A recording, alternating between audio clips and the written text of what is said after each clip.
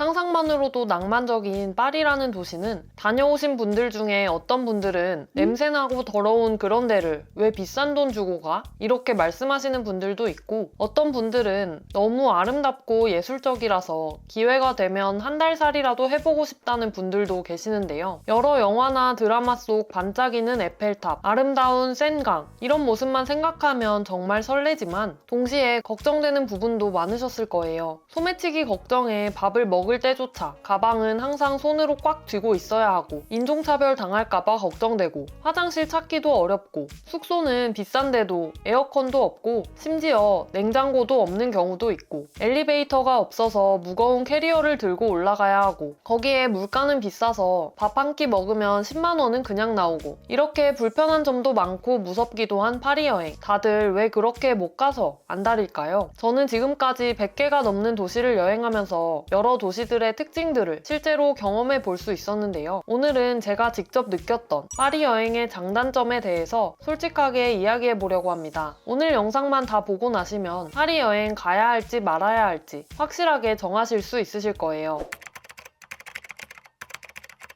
먼저 파리 여행의 단점부터 솔직하게 말씀드리겠습니다. 이 부분들을 먼저 알고 가시면 실망하는 일이 훨씬 줄어드실 거예요. 파리 여행에서 가장 큰 부담이 되는 부분이 바로 물가인데요. 관광지 입장료부터 식비, 숙박비까지 전반적으로 높은 수준입니다. 관광지 입장료만 해도 정말 만만치가 않은데요. 파리에 가면 필수 코스인 루브르 박물관은 원래도 입장료가 22유로로 한 명당 약 37,000원, 내 가족이 여행하면 10만 원이 그냥 넘는 적지 않은 금액이었는데요. 이마저도 내년 1월부터 관람료를 무려 45% 인상한다는 소식까지 있어서 내년에 방문하시게 되면 한 명당 무려 54,000원, 내 가족이면 20만 원이 넘는 금액을 지불해야 합니다. 이렇게 루브르 박물관뿐만 아니라 오르세 미술관 18유로로 약 3만 원, 개선문 전망대 16유로로 27,000원, 아름다운 스테인 글라스를 볼 수 있는 샹뜨샤펠 성당 입장료는 13유로로 약 22,000원. 이렇게 한 번쯤 가보고 싶은 모든 관광지들의 입장료가 기본 2만원에서 3만원은 하고, 파리 하면 떠오르는 에펠탑 전망대는 더 심한데요. 엘리베이터를 타고 전망대까지 올라가는 건 28유로로 1인당 거의 5만원입니다. 이렇게 관광지에 다니는 비용만 해도 어마어마하죠. 만약 4명이서 가족이 여행을 간다면 다양한 관광지들을 모두 방문할 수 있는 뮤지엄 패스를 구매한다고 해도 2일권이 70유로, 4일권이 90유로로 2일권을 구매해서 알차게 돌아다닌다고 해도 거의 50만 원을 써야 하는 거죠. 여기에 식비도 장난이 아닙니다. 웬만한 식당에서 식사를 하면 한 명당 10만 원은 기본으로 나온다고 보시면 됩니다. 꼭 고급 레스토랑이 아니라 그냥 일반적으로 기본적인 프랑스 요리를 먹을 수 있는 식당에서 음료 한 잔과 요리 한 개를 시켜서 먹는다고 하면 이 정도 예산은 잡고 가는 게 좋고, 심지어 간단하게 우동 한 그릇을 먹어도 1인당 3만 원 정도는 생각하셔야 합니다.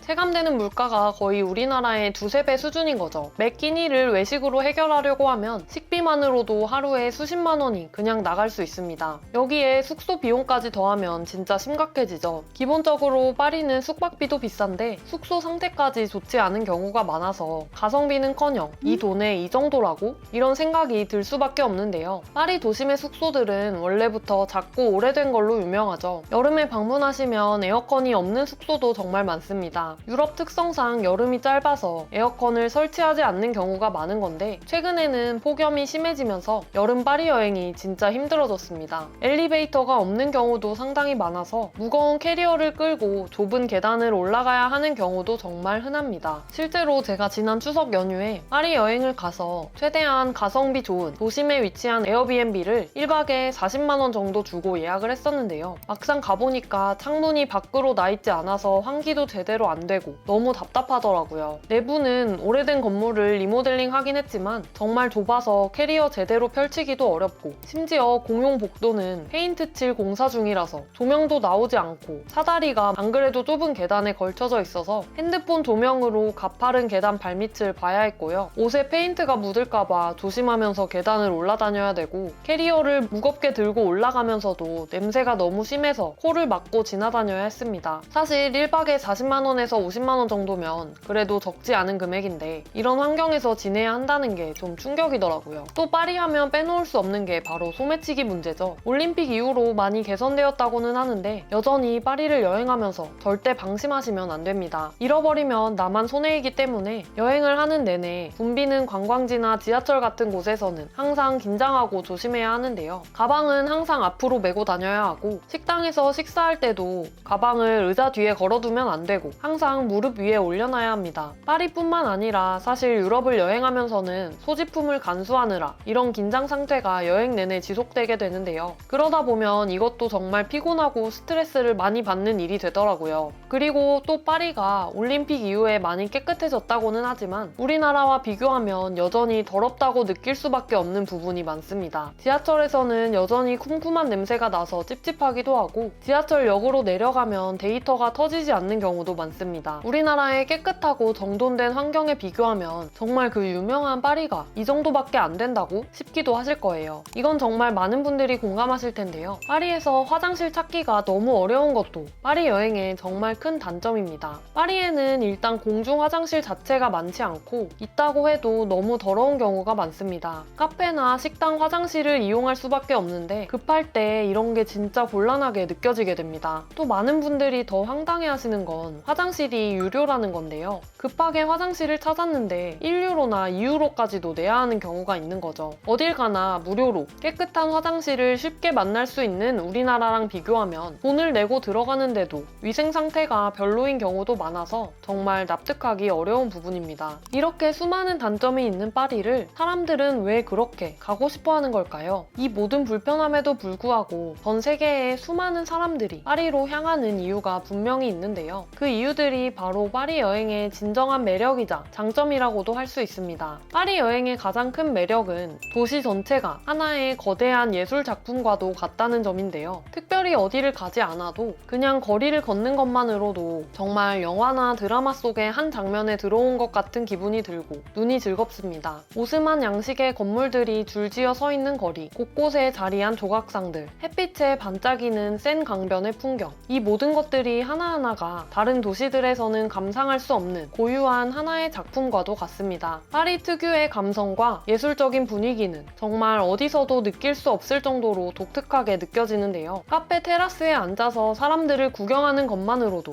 영화 속에 들어온 것 같은 특별한 기분을 느끼게 되더라고요. 또 제가 파리에서 가장 좋아하는 곳이 바로 공원들인데요. 룩셈부르크 공원이나 튠레리 정원 같은 곳에서는 그냥 자유롭게 걸어다니면서 잔디밭에 누워있는 사람들을 구경하며 즐기는 것도 정말 행복하게 느껴집니다. 또 직접 피크닉 매트를 준비해 가서 와인 한 병이랑 바게트 하나 사서 책 한 권 들고 공원에 가서 몇 시간씩 보내다 보면 아무것도 하지 않아도 되는 그냥 존재하는 것만으로도 충분한 그런 시간으로 느껴지실 거예요. 몽마르트 언덕을 오르면서 좁은 골목길들을 구경하고 사크레케르 성당 앞에서 파리 전경을 내려다보고 마레 지구의 개성 넘치는 상점들을 둘러보고 생제르맹 데프레의 유서 깊은 카페에서 커피 한 잔을 마셔보고 이런 모든 경험들이 파리에서만 가능한 특별한 순간들로 느껴집니다. 사실과는 다르다고는 하지만 마리 앙뚜아네트가 했다고 알려진 유명한 말처럼 파리에서 밥값이 너무 비싸면 빵을 먹으면 됩니다. 농담이 아니라 파리에서는 진짜 빵만 먹어도 너무 행복하더라고요. 파리의 빵은 길에 있는 어떤 베이커리에 들어가서 사 먹어도 진짜 너무 맛있었는데요. 동네 빵집에서 파는 평범한 바게트도 진짜 맛있는 건지 아니면 그냥 그 감성에 젖어서인지 우리나라에서 먹던 것과는 차원이 다르게 느껴지더라고요. 아침에 빵집이 열기 전에 기다리는 현지인들과 같이 우르르 빵집으로 들어가서 갓 나온 크루아상과 바게트를 사서 숙소로 돌아갑니다. 그리고 슈퍼에서 장을 봐온 요거트, 과일들과 함께 아침 식사를 하면 정말 행복이 따로 없더라고요. 빵집에서 산 바게트에 버터계의 에르메스라고 불리는 보르디에 버터를 사서 발라 먹어보는 것, 또 납작 복숭아나 무화과 같은 제철 과일과 함께 곁들이면 다른 곳에서는 맛볼 수 없는 특별한 한 끼 식사가 되겠죠. 또 파리에서 길가에 있는 치즈 가게나 햄 가게에 가면 정말 다양한 종류의 치즈나 햄을 구경할 수 있는데요. 이런 로컬 가게들에서 경험하는 우리나라에서 구하기 어려운 현지 식재료를 준비해보고 또 꼭 비싼 와인이 아니더라도 와인의 나라에서 맛보는 10유로 정도 되는 와인만으로도 정말 훌륭한 한 끼를 하실 수 있으실 거예요. 프랑스 사람들은 음식을 먹는 걸 진짜 중요하게 생각한다고 합니다. 단순히 배를 채우는 게 아니라 삶을 즐기는 하나의 방식으로 생각하다 보니 식재료의 품질에 신경을 많이 쓰고 제대로 된 재료로 만든 음식을 먹는 것을 당연하게 여기게 되었다고 하는데요. 이런 문화를 직접 경험할 수 있다는 것도 파리 여행의 큰 즐거움이 되실 거예요. 파리는 정말 작은 도시지만 해보고 싶은 것들, 할 수 있는 것들이 너무나도 많습니다. 인구 밀도가 높고 수백 년이 넘는 역사 동안 겹겹이 쌓인 스토리의 레이어를 가진 도시다 보니 호기심이 많으신 분들이라면 정말 재미있고 흥미로운 경험을 계속할 수 있으실 거예요. 루브르 박물관만 해도 하루 종일 있어도 다 못 볼 정도로 정말 방대하죠. 오르세 미술관에서는 인상파 작품들을 실제로 볼 수 있고 오랑주리 미술관의 모네의 수련 연작 앞에 서면 시간이 멈춘 것 같은 느낌을 받을 수 있습니다. 베르사유 궁전이나 몽쉘미셸, 지베른이나 옹플레르, 에트르타 같은 근교에 방문하기 좋은 도시들도 정말 많고요. 또 디즈니랜드도 있어서 가족 여행으로 가시는 분들도 정말 즐길 게 많죠. 쇼핑을 좋아하시는 분들은 샹젤리제 거리나 르봉마르쉐 백화점, 갤러리 라파에트 같은 곳에서 쇼핑도 빼놓을 수 없는 즐거움이 됩니다. 파리의 한 재즈바에서 라이브 음악을 들으면서 와인을 마셔보고 오페라의 유령의 배경이 된 오페라 가르니에에서 샤갈이 그린 천장화와 웅장한 샹들리에를 구경하고 발레 공연을 감상해보고 또 여러 영화나 드라마의 배경이 된 파리의 명소들을 찾아가보는 이런 모든 것들이 파리에서만 경험할 수 있는 특별한 경험이죠. 나폴레옹의 무덤이 있는 앵발리드, 팡테옹에 잠들어 있는 위인들, 노트르담 대성당을 비롯한 중세 건축물들, 이 모든 것들이 교과서에서만 보던 역사를 생생하게 느낄 수 있게 해줍니다. 이렇게 파리는 즐길 것이 정말 무궁무진하고 100번을 가도 새로운 걸 발견할 수 있는 도시입니다. 숨겨진 골목길과 작은 상점들, 현지인들만 아는 맛집, 아름다운 서점들, 카페들 이런 것들을 찾아다니는 재미가 정말 크다 보니 파리 여행이 너무 매력적이고 가도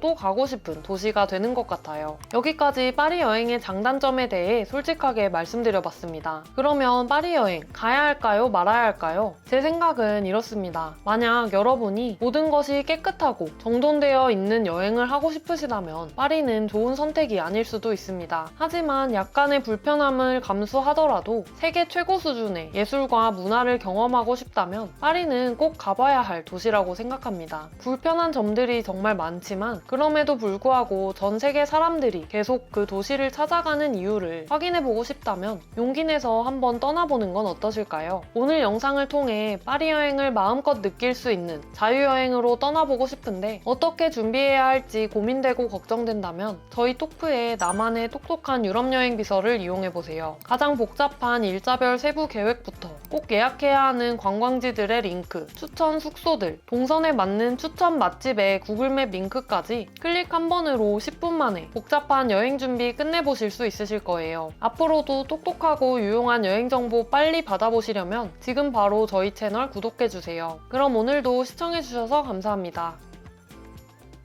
이 모습을 보려고 또다시 유럽에 다녀왔습니다. 오늘은 낭만적인 파리와 타임머신을 타고 중세로 돌아간 것 같았던 몽쉘미셸, 그리고 노르망디의 매력을 제대로 느낄 수 있었던 에트르타와 옹플레르까지 부모님과 함께 다녀온 여행의 일자별 세부 일정부터 가기 전엔 절대 모르는 꿀팁들, 4인 가족이 여행하는데 들었던 총 비용까지 완전 자세하게 영상으로 담아봤습니다. 그럼 지금 바로 시작하겠습니다. 저희의 프랑스 여행 일정은 파리에서 3박을 하고 렌터카를 빌려서 지베르니를 지나 몽쉘미셸에서 1박, 그리고 옹플레르와 에트르타를 지나서 파리 공항에서 마무리하는 일정이었습니다. 이후에는 파리 공항에서 영국으로 이동했습니다. 저희는 황금 연휴였던 이번 추석 연휴에 여행을 다녀왔는데요. 비행기표를 올해 초에 구매했는데 이미 직항편들은 가격이 200만 원을 넘어갈 때라서 경유편을 위주로 알아봤습니다. 그 중에서도 갈 때는 호치민, 올 때는 하노이를 경유하는 베트남 항공 항공편을 130만 원 정도에 구매할 수 있었는데 유럽 가는 김에 동남아도 하루씩 여행한다고 생각하니까 나름 좋더라고요. 첫날에는 인천공항을 출발해서 호치민에 도착했습니다. 호치민에서는 네일도 받고 발 마사지도 받고 쌀국수도 먹으면서 동남아의 저렴한 물가를 즐겨줬고요. 다음날 아침 바로 공항으로 가서 파리로 가는 항공편에 탑승했습니다. 이날은 파리에 도착하자마자 바로 택시를 타고 숙소로 가서 휴식을 취했는데요. 파리 공항에서 시내로 이동하는 방법은 크게 3가지가 있습니다. 첫 번째는 열차, 두 번째는 버스, 세 번째는 번째는 택시입니다. 저희 숙소는 오르세 미술관 바로 뒤 6구에 위치한 에어비앤비 숙소였는데요. RER B를 이용하거나 로아시 버스를 이용해도 한 번 정도 메트로나 버스로 환승이 필요해서 옵션에서 제외했고, 택시는 볼트나 우버를 이용하거나 공항 택시를 이용할 수 있는데요. 공항 택시는 정액제로 파리 북쪽은 55유로, 남쪽은 65유로로 정해져 있습니다. 볼트나 우버 가격은 그때그때 달라지니까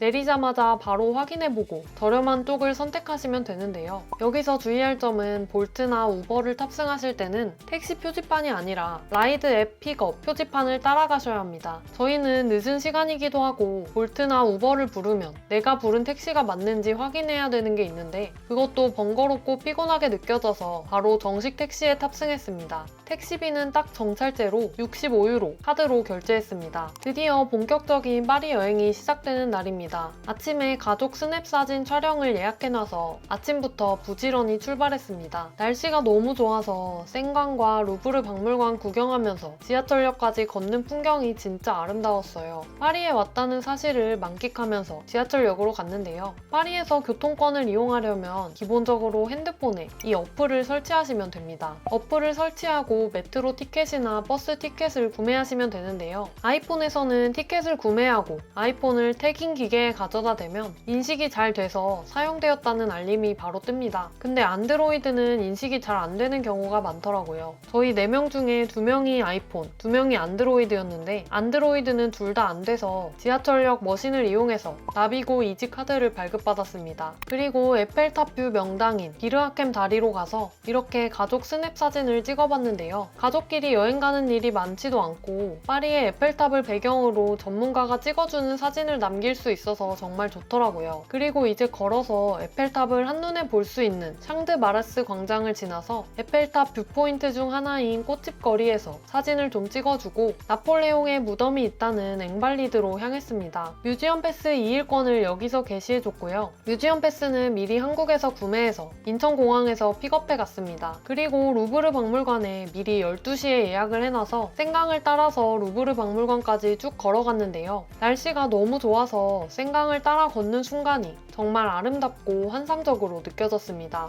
영화 속 한 장면에 들어온 기분이었어요. 화려한 알렉상드르 3세 다리를 지나서 생강을 따라 걸으며 튠르리 정원을 지나 루브르 박물관에 도착했습니다. 루브르 박물관은 전 세계에서 방문하는 관광객들이 너무 많기 때문에 사전에 예약이 필수인데요. 루브르는 세계 최대 규모의 미술관으로 약 48만 점의 작품을 소장하고 있고 소장품의 약 7% 정도인 3만 5천 점 정도가 전시되어 있다고 합니다. 3만 5천 점이라고 하면 어느 정도 수준인지 감이 안 오실 수 있는데 모든 작품을 한 점당 30초씩만 관람한다고 해도 전시 작품 모두를 보는데 약 12일이 걸릴 만큼 어마어마한 양이라고 합니다. 그러니 루브르에 방문하기 전에 꼭 사전에 어떤 작품을 보고 싶은지 그 작품들은 어떤 전시실에 위치해 있는지 자료를 조사해 가시는 게 좋습니다. 그렇게 루브르 박물관을 보고 무려 1607년에 건설되었다는 파리에서 가장 오래된 다리인 퐁네프 다리를 건너서 시떼섬으로 갔습니다. 시떼섬에는 노트르담 대성당과 생트샤펠 성당이 있어서 꼭 한 번쯤은 가보시면 좋은데요. 시떼섬에 가게 되면 시떼섬 가장 끝에 베르갈랑 광장에서 생강 감성을 느껴보면서 피크닉도 꼭 한 번쯤 해보시기를 추천드려요. 저희는 우선 4시에 예약해둔 생트샤펠 성당으로 갔습니다. 생트샤펠 성당은 파리에서 가장 아름답고 신비로운 빛의 성당으로 불립니다. 규모는 크지 않지만 그 화려함과 역사적 의미 때문에 루브르, 노트르담과 함께 파리의 3대 종교 건축물로 꼽힌다고 합니다. 생트샤펠 성당도 뮤지엄 패스로 입장이 가능하고 루브르 박물관처럼 사전 예약이 필수입니다. 이렇게 생트샤펠까지 구경하고 바로 저녁을 먹으러 갔습니다. 파리에서 제대로 된 첫 식사였는데요. 파리에 갔다면 꼭 한번 먹어봐야 할 에스카르고와 스테이크를 먹을 수 있는 식당이었고 현지인들한테 인기가 많아서 구글맵을 통해서 꼭 사전에 예약하고 가시는 걸 추천드려요. 오늘은 아침부터 베르사유 궁전으로 출발했습니다. 파리의 10월 초는 벌써부터 해가 늦게 뜨기 시작해서 아침 7시는 돼야 해가 뜨기 시작하더라고요. 아침부터 일찍 일어나서 아리아를 타고 베르사유 궁전으로 갔습니다. 베르사유 궁전을 갈 때는 아리알시에서 내려서 베르사유 궁전까지 또 걸어가는데 1시간 정도가 걸려서 여유롭게 출발해 주시면 좋습니다. 기차에서 내렸을 때 이렇게 검표를 하는 분들이 있더라고요. 티켓을 사서 탑승했다고 해도 이렇게 검표를 무작위로 해서 내가 산 티켓이 이 노선에 해당되지 않았으면 벌금을 내게 되니까 꼭 맞는 티켓을 사서 탑승해 주셔야 합니다. 베르사유 궁전 앞에 도착하면 이렇게 줄이 나누어져 있는데요. 이게 아침에 들어갈 때 줄이고 다 구경하고 나오니까 이렇게 줄이 길어졌더라고요. 베르사유 궁전은 꼭 아침에 방문하시는 걸 추천드립니다. 베르사유 궁전 꿀팁은 방문하시기 전에 와이파이 잘 되는 곳에서 무료 오디오 가이드를 받아가는 건데요. 공식적으로 판매하는 오디오 가이드보다는 내용이 적긴 한데 그래도 이것만 듣는 것도 내용이 많아서 꼭 미리 받아가시기를 추천드려요. 원래 계획은 정원과 트리아논까지 구경하려고 했는데 날씨도 좋지 않고 힘들기도 하고 해서 바로 택시를 타고 몽마르트 언덕으로 이동했습니다. 몽마르트 언덕에 도착해서 피자와 파스타로 점심을 먹었는데요. 이탈리아에서 먹었던 것만큼 진짜 맛있었습니다. 4명이서 피자 2판이랑 파스타, 와인이랑 맥주 한 잔씩 하고 11만 원 정도가 나와서 가격도 괜찮았습니다. 그리고 페니쿨라를 타고 몽마르트 언덕으로 올라갔습니다. 몽마르트 언덕 위에 사크레퀘르 대성당 앞에서 파리를 내려다보면서 여유로운 시간을 가지려고 하는데 비가 오더라고요. 인증사진만 찍고 바로 다음 장소인 라파에트 백화점 전망대로 갔습니다. 라파에트 백화점 전망대에서는 이렇게 멋진 파리의 뷰를 무료로 구경할 수 있는데요. 오페라 가르니에와 에펠탑까지 한눈에 담을 수 있어서 꼭 한번 방문해 보시기를 추천드려요. 몽마르트 언덕에서 천천히 걸어서 이동했고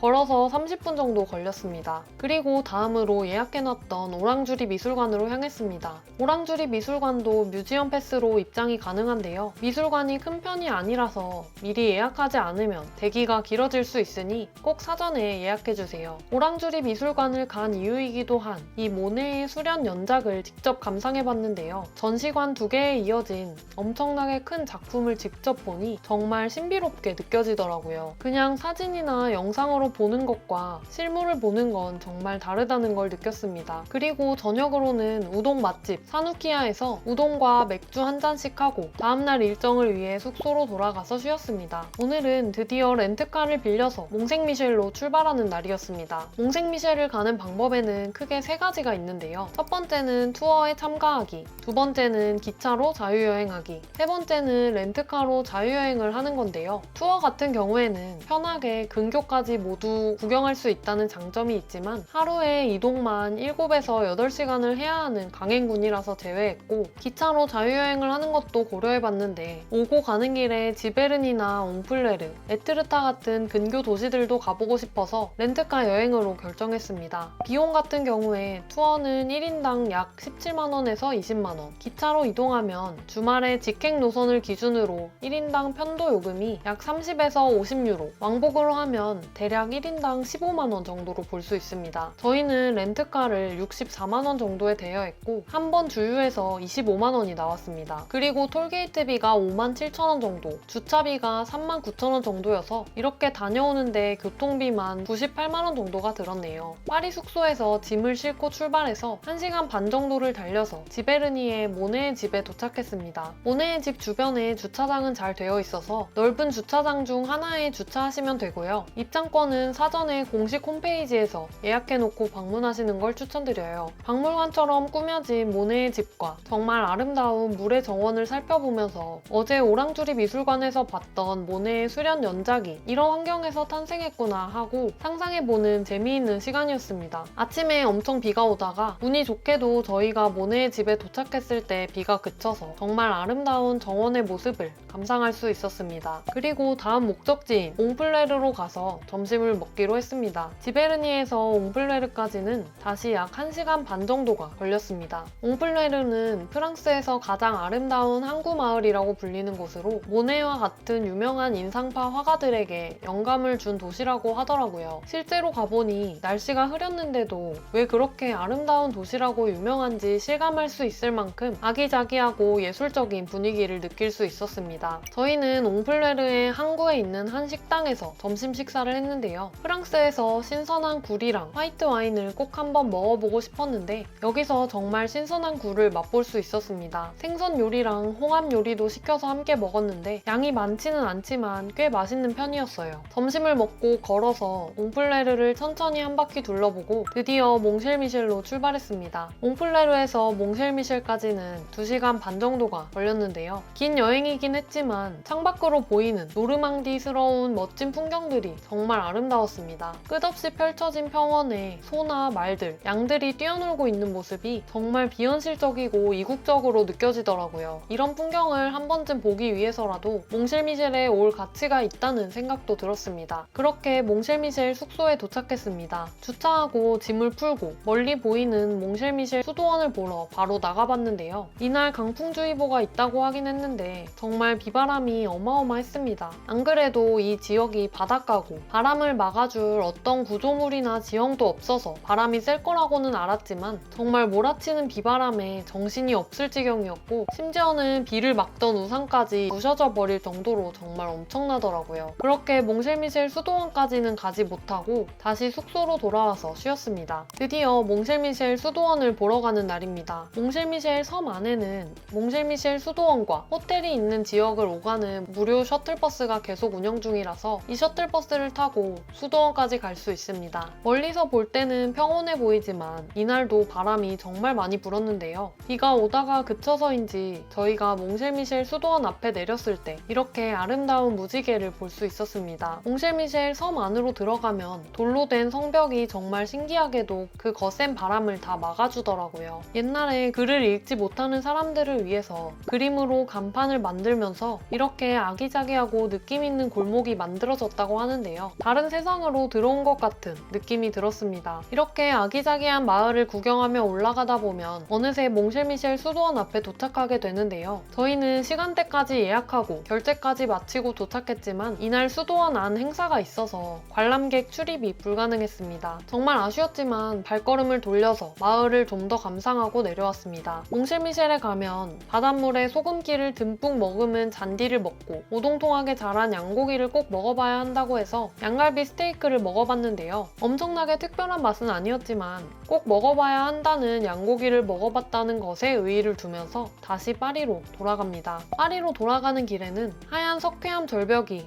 코끼리 모양인 것으로 유명한 에트르타에 들러보기로 했습니다. 몽실미셸에서 에트르타까지는 2시간 반 정도가 걸리는 꽤 긴 여정이었는데요. 이렇게 가는 길에도 노르망디의 멋진 풍경을 즐길 수 있었습니다. 에트르타에 도착해서는 유명하다는 크레페 집에서 당 충전을 하고 코끼리 절벽을 구경하러 갔습니다. 바람이 정말 너무 많이 불어서 가만히 서서 구경하기에도 힘들게 느껴졌는데요. 그래도 옛날에 유명한 화가들이 이곳에 그렇게까지 그림을 그리러 왔는지 이해할 수 있을 정도로 아름다운 풍경을 감상할 수 있었습니다. 이렇게 에트르타까지 구경하고 다음날 영국으로 이동하기 위해 공항 근처 호텔로 이동했고 공항에서 렌트카를 반납하며 4박 5일간의 프랑스 여행을 마무리했습니다. 이렇게 프랑스 4박 5일 총 비용은 숙소 169만원, 식비 136만원, 교통비 118만원, 기념품 23만원, 기타가 6만원으로 4인 기준 총 453만원이 들었습니다. 파리와 노르망디 지역을 4박 5일 정도 다녀오고 싶으신 분들이라면 오늘 영상 도움이 되셨을 거예요. 다음 영상에서는 프랑스에서 영국으로 이동하고 나서 에든버러와 런던을 여행했던 일정으로 다시 찾아오겠습니다. 다음 영상도 가장 빠르게 만나보시려면 지금 바로 저희 채널 구독해주세요. 그럼 오늘도 시청해주셔서 감사합니다.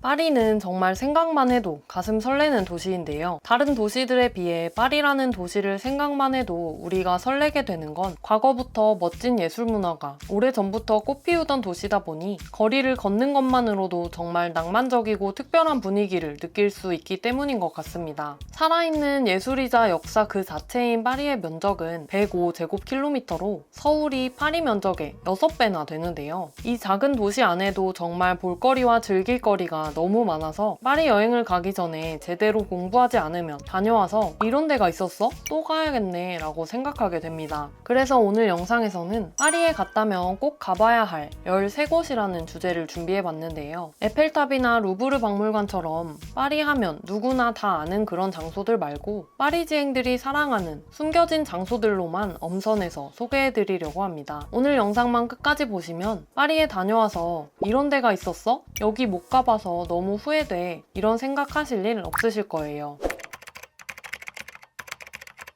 첫 번째는 고요한 아름다움과 현대 예술의 조화를 느낄 수 있는 팔레 루아얄입니다. 팔레 루아얄은 루브르 박물관 바로 옆에 위치한 도심 속의 숨겨진 오아시스 같은 곳인데요. 과거 루이 13세와 루이 14세 시대에 프랑스의 절대 왕정을 완성했다고 평가받는 리슐리의 추기경의 저택이었던 이곳은 현재 문화부와 헌법재판소가 입주해 있다고 합니다. 아름다운 정원과 현대 예술 작품이 어우러져서 사진 찍으러 꼭 한 번쯤 가봐야 할 곳으로 꼽히고 있는데요. 특히 다니엘 비렌의 줄무늬 기둥 작품인 레 꼴론 드 비렌이 이곳의 상징이 되었습니다. 주변에는 분위기 좋은 카페들도 많아서 파리 도심을 여행하다가 잠시 쉬어가고 싶을 때 꼭 한 번쯤 들러서 인생샷을 남겨보세요. 두 번째는 파리지앵의 휴식처 릭상부르 공원입니다. 우리나라에서 인기가 정말 많았던 넷플릭스 드라마 에밀리 인 파리에서도 주인공 에밀리가 자주 점심을 먹으러 가던 곳인데요. 파리 시민들이 가장 사랑하는 공원 중 하나인 릭상부르 공원은 여유로운 시간을 보내기에 정말 완벽한 곳입니다. 햇살 좋은 날에 공원의 의자에 앉아서 책을 읽으면서 파리지앵처럼 여유를 즐겨보세요. 아이들을 위한 놀이터와 회전목마도 있어서 어린이와 함께 여행하시는 분들에게도 추천드립니다. 세 번째는 19세기부터 20세기 중반까지 수많은 문학가와 예술가들이 모여들었던 생제르맹 데프레 지역입니다. 과거 교과서에서 한 번쯤 봤던 사르트르나 헤밍웨이 같은 철학가나 문학가들의 아지트였던 카페 드 플로르와 레드 마고가 위치한 동네이기도 한데요. 고풍스러운 골목길에는 아기자기한 상점과 갤러리, 서점들이 자리하고 있어서 산책을 하다 보면 마치 18세기에 거리를 걷는 것 같은 기분을 느끼실 수 있으실 거예요. 파리에 가신다면 날씨 좋은 날 꼭 이 카페들 중 한 곳의 테라스 자리에 앉아서 과거 지성인들의 흔적을 느껴보는 건 어떠실까요? 네 번째는 파리의 역사가 시작된 곳이자 도시의 심장이라고도 할 수 있는 시대섬입니다. 파리 생강 한가운데에 자리 잡은 시대섬은 무려 로마 시대부터 도시의 중심이었다고 하는데요. 오늘날까지도 노트르담 대성당, 생트샤페를 비롯한 파리의 랜드마크들이 있는 곳으로 파리 여행 중에 한 번쯤은 꼭 가봐야 하는 곳입니다. 그리고 과거의 프랑스 왕궁이자 혁명재판소로 사용되었던 콩시에르 주리는 마리 앙뚜아네트가 투옥되었던 감옥으로 유명한데요. 이곳을 방문하시면 프랑스 혁명의 격동적인 역사를 생생하게 느끼실 수 있으실 거예요. 시대섬 주변을 따라 걷다 보면 생강의 아름다운 풍경과 함께 파리의 오래된 건물들이 어우러져서 고풍스러운 분위기를 느낄 수 있는데요. 파리의 역사적인 뿌리와 도시의 영혼을 느껴보실 수 있으실 거예요. 다섯 번째는 파리의 숨겨진 보석이라 불리는 생루이섬입니다. 생강 한가운데 자리 잡은 생루이섬은 시대섬 바로 옆에 위치한 작은 섬인데요. 이곳에서는 파리의 번잡함에서 벗어나서 고요하고 낭만적인 분위기를 느껴보실 수 있습니다. 중세시대의 매력을 고스란히 간직한 좁은 골목길과 아름다운 건물은 마치 시간이 멈춘 듯한 착각을 불러일으키는데요. 이곳은 파리에서 가장 오래된 주거지 중 하나로 과거에는 부유한 상인과 귀족들이 살았던 곳이라고 합니다. 지금까지도 고급 주택이나 아파트들이 많아서 파리지앵들의 실제 삶을 엿볼 수 있습니다. 섬을 따라서 천천히 걸으면서 생강변의 아름다운 풍경을 감상하고 아기자기한 부티크 상점과 갤러리를 구경해보는 재미를 느껴보세요. 특히 생루이섬은 파리에서 가장 유명한 아이스크림 가게인 베르티옹이 있는 곳으로도 유명한데요. 섬 곳곳에 숨어있는 아늑한 카페들과 레스토랑에서 현지인처럼 파리를 즐겨보는 건 어떠실까요? 여섯 번째는 파리에 떠오르는 새로운 피크닉 성지이자 젊은 파리지앵들에게 인기 있는 생마르탱 운하입니다. 파리의 북동쪽에 위치한 생마르탱 운하는 관광객들에게는 다소 덜 알려진 지역이지만 파리지앵들이 사랑하는 숨겨진 명소인데요. 길게 뻗은 운하를 따라 늘어선 아름다운 가로수길과 고풍스러운 다리들, 그리고 운하 옆을 따라 여유를 즐기는 사람들의 모습은 파리의 또 다른 매력을 보여줍니다. 이곳은 특히 저녁이 되면 더욱 낭만적인 분위기를 느낄 수 있는데요. 운하를 따라 분위기 좋은 레스토랑과 카페, 바들이 줄지어 있어서 파리지앵처럼 여유로운 저녁 시간을 보내실 수 있으실 거예요. 주말에는 운하 주변에서 벼룩시장이 열리기도 해서 이 벼룩시장을 구경해보거나 아니면 운하를 따라서 보트 투어를 즐기는 것도 색다른 경험이 되실 거예요. 파리의 번잡함에서 벗어나서 현지인의 삶과 문화를 엿보고 싶으시다면 꼭 한 번쯤 방문해 보시기를 추천드립니다. 일곱 번째는 도심 속의 평화로운 휴식처인 띨르리 정원입니다.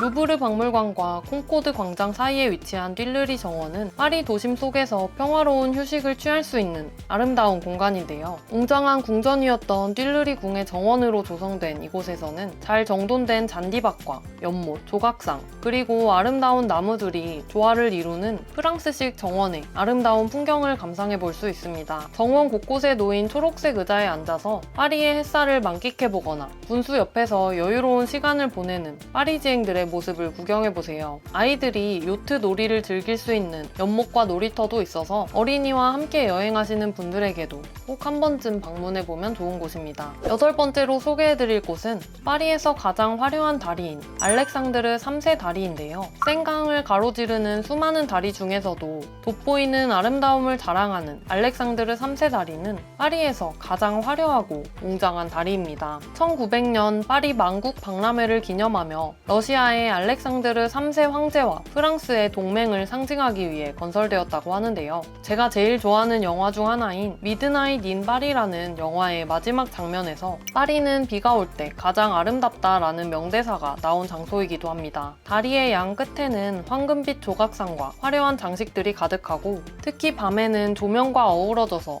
더욱 눈부신 모습을 감상할 수 있습니다. 에펠탑과 앵발리드, 그랑 빨레와 뿌띠 빨레를 연결하는 중요한 역할을 하고 있어서 다리 위에서 생광과 주변 명소들을 배경으로 사진을 찍는 게 파리 여행의 필수 코스라고도 할 수 있으니 꼭 한 번쯤 방문해 보시기를 추천드려요. 9번째는 숨겨진 멋진 보물들을 찾을 수 있는 생투앙 벼룩시장과 방브 벼룩시장입니다. 파리 북부에 위치한 생투앙 벼룩시장은 세계에서 가장 큰 규모를 자랑하는 벼룩시장인데요. 수많은 상점과 골목들이 미로처럼 얽혀 있어서 마치 거대한 보물창고에 들어온 듯한 기분이 드실 거예요. 골동품과 빈티지 가구, 예술작품, 의류나 보석처럼 없는 게 없는 정말 거대한 시장인데요. 각 구역마다 특색 있는 상점들이 모여 있어서 구경하는 재미가 쏠쏠하실 거예요. 그리고 파리의 남쪽에 위치한 방브 벼룩시장 역시 아담하고 정겨운 파리의 3대 벼룩시장 중 하나입니다. 생투앙 벼룩시장에 비해서는 규모가 작고 관광객이 적은 편이라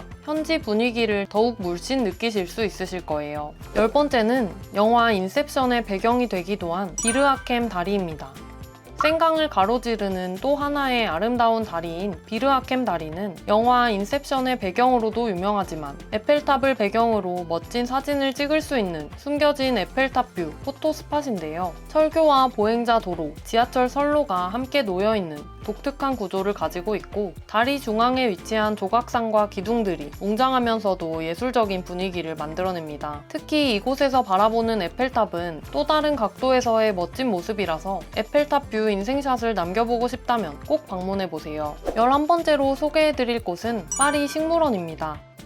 봄에 방문하시면 더욱 아름다운 파리 식물원은 17세기부터 이어져 온 유서 깊은 식물원인데요. 다양한 테마의 정원과 온실, 그리고 동물원까지 갖추고 있어서 단순한 식물원을 넘어서 자연과 과학을 동시에 즐길 수 있는 특별한 장소입니다. 세계 각지에서 온 희귀 식물들을 만날 수 있는 온실에서는 마치 열대우림 속에 들어온 듯한 이국적인 분위기를 느낄 수 있고 장미정원 같은 다양한 테마 정원에서는 계절마다 아름다운 꽃들을 감상할 수 있습니다. 그리고 이곳에 있는 동물원은 파리에서 가장 오래된 동물원으로 다양한 동물들을 가까이서 만날 수 있어서 아이들과 함께하는 여행이라면 꼭 한 번쯤 방문해보기 좋은 곳입니다. 12번째로 소개해드릴 곳은 프랑스의 위인들이 잠들어 있는 판테온입니다.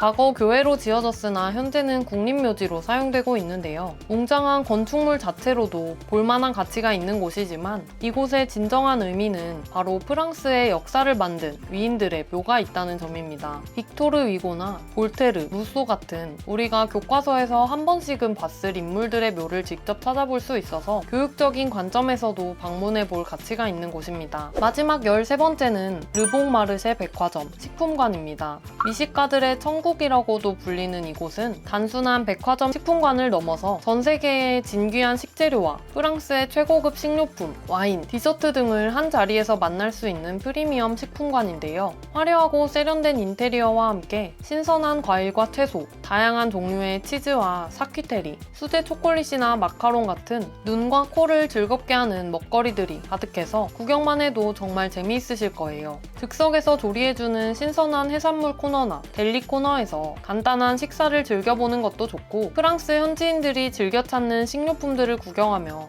파리의 미식 문화를 엿보는 건 어떠실까요? 고급스러운 분위기 속에서 파리의 미식을 경험하고 싶거나 특별한 기념품을 찾고 있다면 꼭 한번 방문해 보시기를 추천드립니다. 어떠셨나요? 파리 여행을 앞두고 계신다면 오늘 소개해드린 13곳 꼭 저장했다가 한 번씩 방문해 보시기를 추천드려요. 오늘 영상이 여러분의 파리 여행을 조금 더 즐겁게 만들어 드릴 수 있기를 바라며, 앞으로도 유용하고 똑똑한 여행 정보를 바로바로 받아보실 수 있도록 지금 바로 저희 채널 구독해주세요. 그럼 오늘도 시청해주셔서 감사합니다.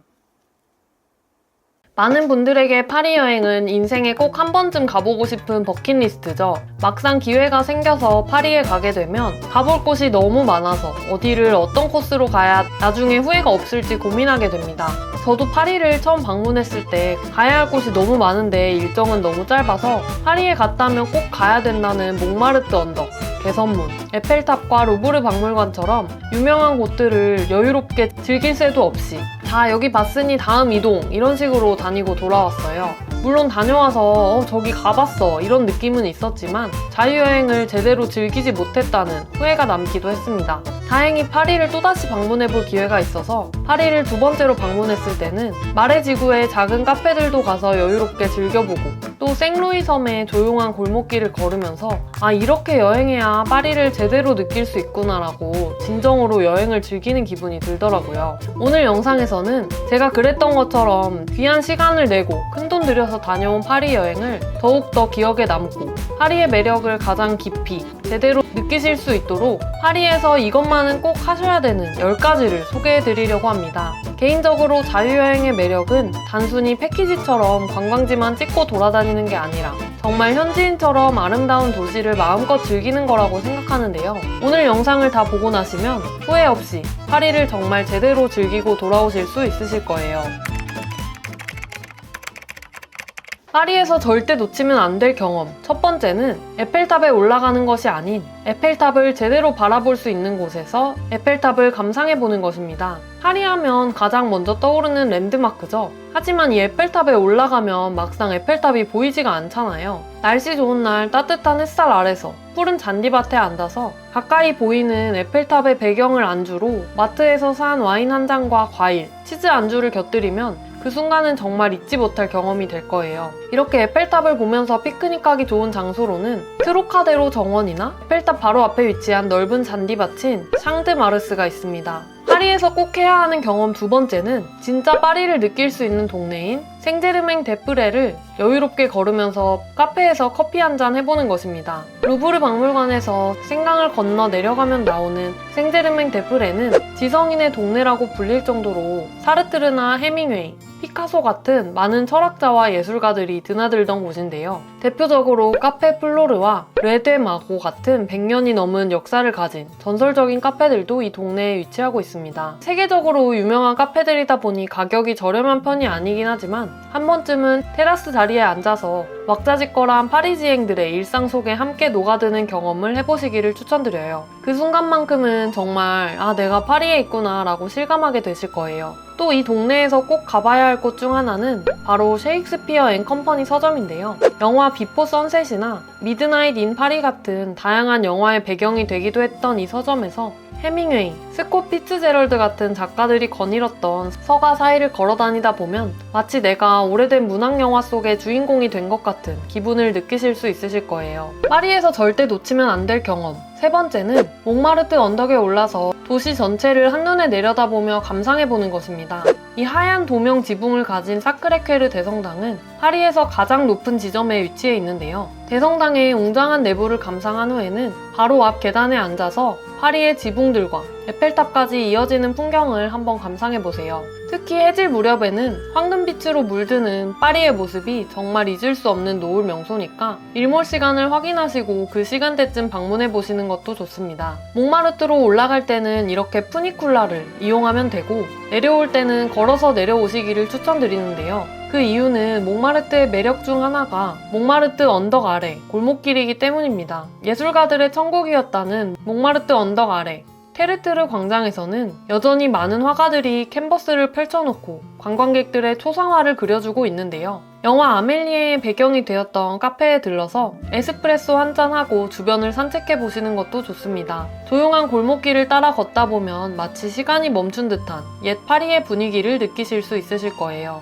파리에서 절대 놓치면 안 될 경험 네 번째는 개선문에서 매일 저녁 열리는 참전용사 추도식을 보고 샹젤리제 거리를 걸어보는 것입니다. 나폴레옹이 자신의 전쟁 승리를 기념하기 위해 세운 웅장한 개선문은 파리의 상징적인 랜드마크 중 하나인데요. 많은 분들이 개선문을 멀리서만 보고 사진만 찍고 지나치게 되는데 사실 개선문 내부로 들어가서 꼭대기까지 올라가 보면 이렇게 에펠탑이 보이는 멋진 전망을 감상할 수 있습니다. 파리의 12개 대로가 방사형으로 뻗어나가는 모습을 한눈에 내려다볼 수도 있고 특히 해질녘에는 샹젤리제 거리를 따라 빛나는 조명들이 정말 멋있어서 파리의 야경 명소라고 할 수도 있어요. 개선문 앞에서 매일 저녁 6시 반에 열리는 추도식에도 참석해보세요. 1차 세계대전에서 전사한 프랑스 군인들을 기리는 이 추도식은 파리에서만 경험할 수 있는 가장 감동적인 순간 중 하나가 될 거예요. 추도식이 끝나면 거리를 따라 내려오며 파리의 화려함을 만끽해보시면 좋은데요. 샹젤리제 거리에는 고급 상점들과 카페,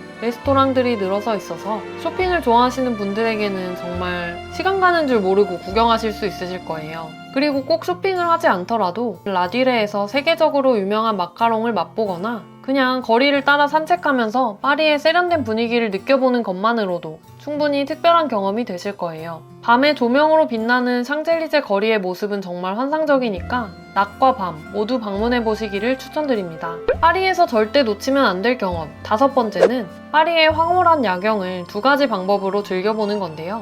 그 두 가지는 바로 에펠탑 조명쇼와 생강 유람선입니다. 먼저 에펠탑 조명쇼는 매일 해가 진 후부터 새벽 1시까지 매 정각마다 5분간 펼쳐지는데요. 무려 27,000개의 조명이 반짝이는 에펠탑을 보고 나면 나중에 시간이 흘러도 절대 잊지 못할 파리 하면 머릿속에 바로 떠오르는 기억으로 남게 되실 거예요. 그리고 생강 유람선인 바토무슈는 파리의 야경을 낭만적으로 감상할 수 있는 특별한 경험인데요. 약 10,000원의 비용으로 파리에서 즐길 수 있는 경험 중에 가장 로맨틱하고 낭만적인 경험이 되실 거예요. 바토무슈를 탑승하면 약 1시간 동안 생강을 따라 노트르담 대성당, 루브르 박물관, 에펠탑까지 파리의 주요 랜드마크들을 한 번에 볼 수 있습니다.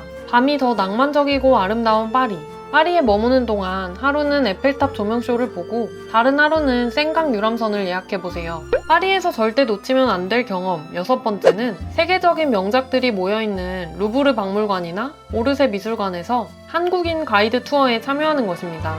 요즘에는 투어도 정말 잘 되어 있어서 다양한 사이트를 통해서 편하게 날짜별로 한인 투어를 예약할 수 있는데요. 세계의 유명 미술관에서 한 번이라도 가이드 투어를 받아보신 분이라면 그냥 혼자 볼 때는 단순한 그림 한 장이 이야기를 만나면 한 세상이 된다는 걸 경험하신 적 있으실 거예요. 그림 안에는 세상이 있다고 말해도 모자라지 않을 정도로 알면 알수록 잘 보이는 게 바로 이런 미술관 투어의 묘미가 아닐까 싶은데요. 미술을 잘 모르시는 분이라도 이렇게 세계에서 제일 가는 유명한 박물관이나 미술관에서 전문가의 설명을 들어본다면 시야와 견문이 넓어지는 경험을 하실 수 있으실 거예요. 특히 세계 3대 박물관이라고도 불리는 루브르 박물관은 그 크기만으로도 정말 압도적인데요. 모든 작품들을 다 보려고 하면 9일이 넘게 걸린다고 하니 효율적인 관람이 필수이겠죠. 물론 모나리자 같은 유명한 작품들은 정말 꼭 봐야겠지만 가이드 투어를 통해서 그냥 지나칠 뻔했던 숨은 명작들과 각 작품에 담긴 비밀스러운 이야기들을 들을 수 있습니다. 예를 들어서 모나리자를 볼 때도 그냥 유명한 그림으로만 보는 게 아니라 그 미소의 비밀, 배경이 가진 풍경의 의미, 또 다빈치가 사용한 특별한 기법까지 알게 된다면 감상의 깊이가 달라질 수밖에 없겠죠. 그리고 파리에서 꼭 가봐야 할 미술관 중 하나인 오르세 미술관은 과거 기차역을 개조한 독특한 공간인데요. 모네나 르누아르, 반고흐나 고갱 같은 교과서에서만 보던 작품들을 실제로 만날 수 있습니다. 특히 2층 전시실 끝에 있는 커다란 시계 너머로 보이는 파리 전경은 꼭 놓치지 마세요. 작품 하나하나에 담긴 역사와 이야기를 들으며 걷다 보면 그냥 보는 것보다 훨씬 더 깊은 감동과 여운을 남기실 수 있으실 거예요. 파리에서 절대 놓치면 안 될 경험 일곱 번째는 생트샤펠 성당에서 클래식 음악회를 감상하거나 오페라 가르니에에서 공연을 관람해보는 것입니다. 예술과 문화의 도시인 파리의 상징적인 장소들에서 이런 공연들을 관람하는 경험은 세계 어디에서도 하기 어려운 정말 특별한 경험이 될 텐데요. 여행을 다니다 보면 지나고 나서 남는 기억은 모두 이렇게 그 여행지만의 특별한 장소에서 현지인처럼 여행지를 마음 깊이 느끼고 경험하는 것이더라고요. 파리처럼 폭넓은 예술 경험을 할 수 있는 도시도 많지 않다 보니 파리에 가시게 된다면 이런 예술적인 경험을 꼭 한번 해보시기를 추천드립니다. 생트샤펠은 13세기에 지어진 고딕 양식의 왕실 예배당으로 세계에서 가장 아름다운 스테인드 글라스로 유명합니다. 15m 높이의 창문을 가득 채운 1113개의 성경 이야기가 담긴 스테인드 글라스를 통해서 햇빛이 들어올 때 마치 내가 보석 상자 안에 있는 것 같은 환상적인 기분을 느끼실 수 있을 거예요. 특히 해질녘에 열리는 클래식 음악회는 그야말로 파리에서밖에 할 수 없는 특별한 경험이 되실 텐데요. 각종 악기들이 만들어내는 음악이 아름답게 빛나는 스테인드 글라스 아래 울려 퍼질 때 감동을 꼭 한번 느껴보시기를 추천드립니다. 파리의 화려함을 제대로 느낄 수 있는 오페라 가르니에에서는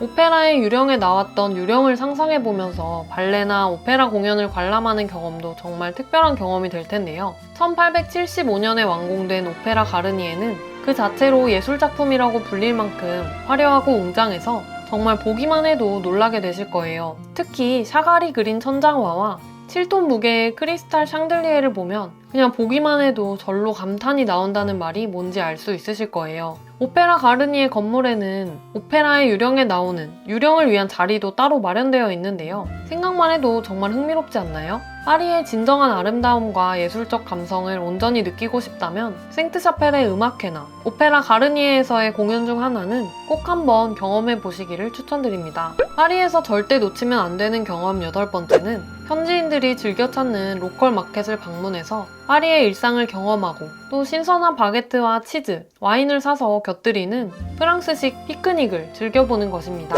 파리에는 여러 로컬 마켓들이 있는데요. 특히 마레 지구에 위치한 마르쉐 대 앙팡루즈는 파리에서 가장 오래된 시장으로 무려 1615년부터 지금까지 현지인의 사랑을 받고 있다고 합니다. 신선한 과일이나 채소는 물론 치즈나 육류, 해산물, 꽃까지 파리의 현지인들에게 꼭 필요한 다양한 제품들을 구경할 수 있고 또 먹거리 부스에서는 프랑스 요리뿐만 아니라 모로코나 이탈리아 음식 같은 다문화적인 요리들도 경험해 볼 수 있습니다. 특히 일요일 아침에 마켓을 방문하면 장을 보러 나온 파리지앵들의 일상을 엿볼 수 있어요. 이렇게 로컬 마켓에서 간단하게 먹을거리를 사서 파리의 분위기를 제대로 느낄 수 있는 룩셈부르크 정원이나 틸르리 정원, 샹드마르에서 피크닉을 즐겨보세요. 파리 감성 제대로인 이런 공원에서 예쁜 돗자리를 펴고 앉아서 바게트와 치즈를 곁들여 먹고 와인을 한잔하는 그 순간 그거야말로 정말 파리에서 가장 행복한 시간이 될 거예요. 피크닉에 진심이시라면 한국에서 미리 와인 오프너랑 휴대용 와인잔,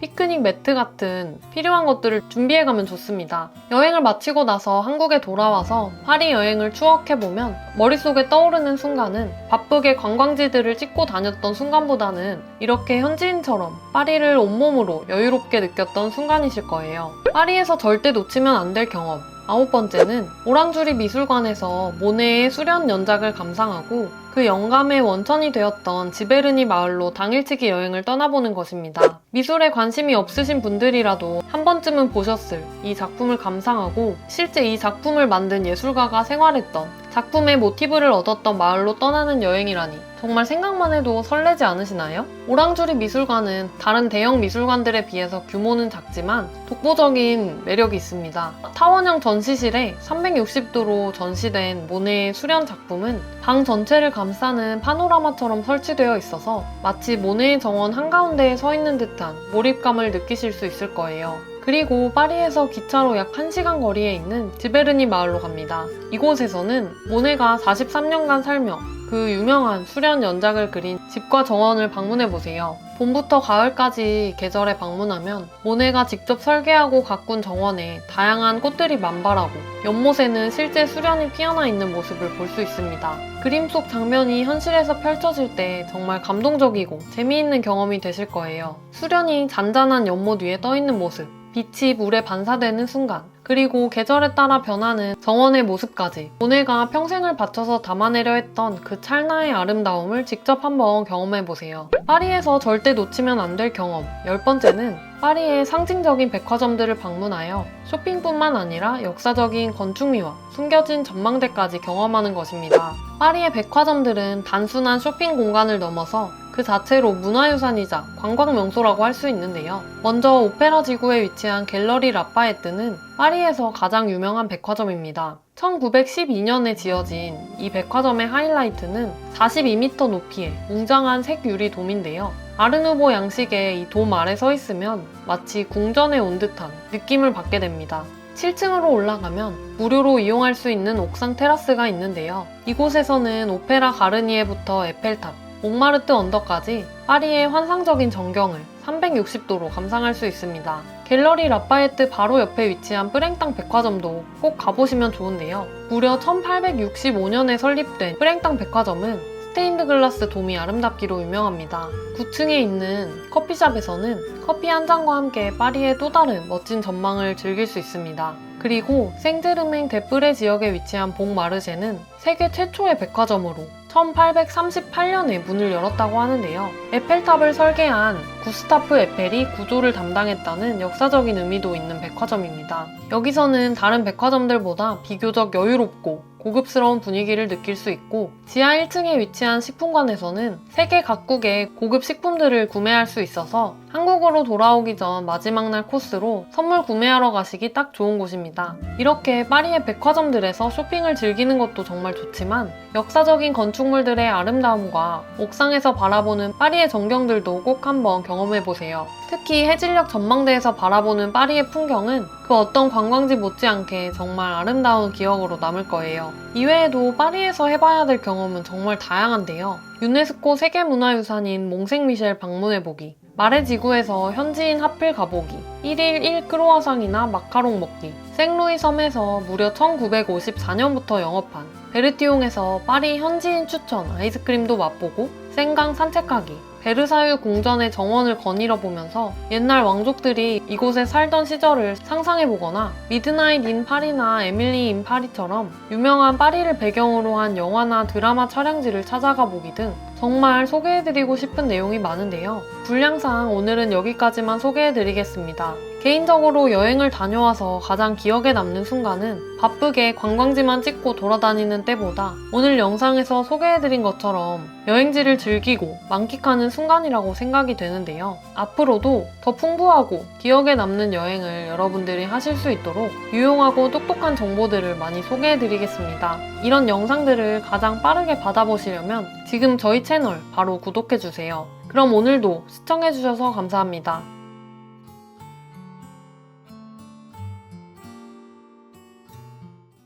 오늘은 유럽 하면 가장 먼저 떠오르는 대표적인 도시 파리를 여행할 때 반드시 주의해야 할 내용을 알려드리는 영상을 준비했습니다. 저는 22살 때 부모님과 함께 파리로 처음 여행을 갔었는데요. 이때는 누군가가 저한테 이런 주의사항을 알려주는 사람이 없었습니다. 그래서 그런지 돌아보면 하지 말아야 할 모든 것들을 다 했었는데요. 여행을 가기 전에 기차역에서 가깝게 지도만 보고 잡았던 숙소는 사실 파리에서 치안이 좋지 않은 파리 북역의 주변이어서 여행을 다니면서 오고 가는 길 내내 마음을 졸여야 했고요. 또 에어비앤비 숙소에 엘리베이터가 없어서 4층을 캐리어를 들고 왔다 갔다 했어야 했습니다. 그리고 심지어는 열쇠를 방 안에 놓고 그냥 나왔는데 문이 잠겨버려서 에어비앤비 주인한테 얘기해서 주인이 문을 열어주러 올 때까지 몇 시간을 숙소 앞에서 기다려야 하는 일도 있었고요. 또 파리에서 스위스로 이동하는 날에는 그냥 파리 북역으로 기차를 타러 갔는데 알고 보니 파리 리옹역으로 가야 하는 기차표였던 걸 기차가 출발하기 불과 몇십 분 전에 알게 되었습니다. 이걸 놓치면 스위스로 환승해서 가는 기차표를 다 날리게 되는 상황이라 급하게 택시를 잡아타고 리옹역에 도착해서 온 가족이 캐리어를 끌고 전력 질주해서 겨우 기차가 출발하기 몇 초 전에 기적적으로 기차에 탑승했던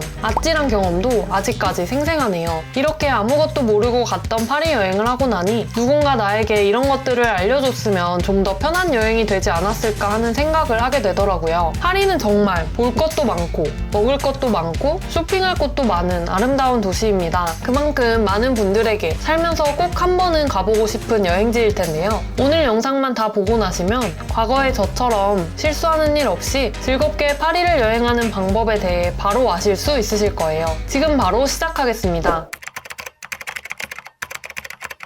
파리 여행 주의사항 첫 번째, 숙소를 예약할 때 이것만은 꼭 확인해야 합니다. 파리는 오래된 건물이 많아서 숙소를 예약할 때 특별히 확인해야 할 사항들이 있는데요. 파리의 건물들은 수십 년 된 정도면 비교적 새 건물이라고 할 수 있을 정도로 몇백 년이 된 역사적인 건물들이 많습니다. 그렇다 보니 이런 건물들에는 대부분 에어컨이 설치되어 있지 않은 경우가 많아요. 여름철, 특히 7, 8월에 방문하신다면 숙소에 에어컨이 설치되어 있는지 꼭 확인해 보시는 게 좋고요.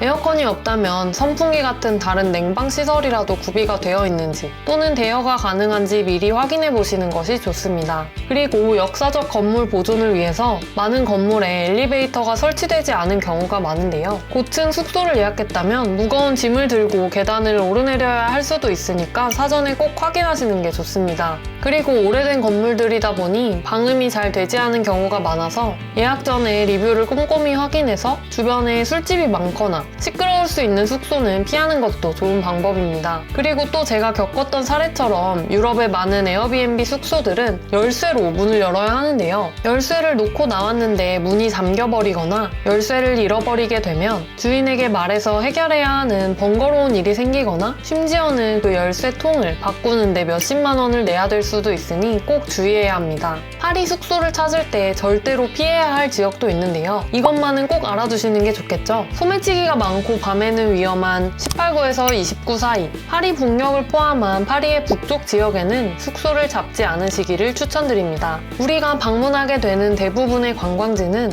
생강 중심으로 위치해 있어서 북쪽으로 갈 일이 거의 없긴 하지만 몽마르트만 북쪽에 위치해 있습니다. 하지만 몽마르트는 워낙 유명한 관광지이기 때문에 소매치기나 팔찌를 채워주고 돈을 뜯어가는 그런 집시무리만 조금 유의하시면 되고 관광상의 안전상의 문제는 크게 없지만 굳이 이쪽으로 숙소를 잡으실 필요는 없겠죠. 파리 여행 전 꼭 알아야 할 주의사항 두 번째, 언어와 문화적인 차이입니다. 프랑스인들은 자국의 언어와 문화에 대한 자부심이 매우 강한 걸로 유명하죠. 그래서인지 기본적인 프랑스어 인사말만 알아도 현지인들의 반응이 확연히 달라진다는 걸 느끼실 수 있을 거예요. 너무 많이 알면 머리가 아프니까 딱 이 네 마디만 알아가면 좋은데요. 봉주르, 실부플레, 메시복구, 빠르동입니다. 봉주르나 저녁에는 봉수아 같은 인사는 가게나 식당에 들어갈 때 꼭 하면 좋은 인사입니다. 실부플레는 부탁합니다 라는 뜻인데요. 무언가 요청할 때 영어에서 플리즈를 뒤에 붙이듯이 실부플레를 문장 끝에 붙여주시면 됩니다.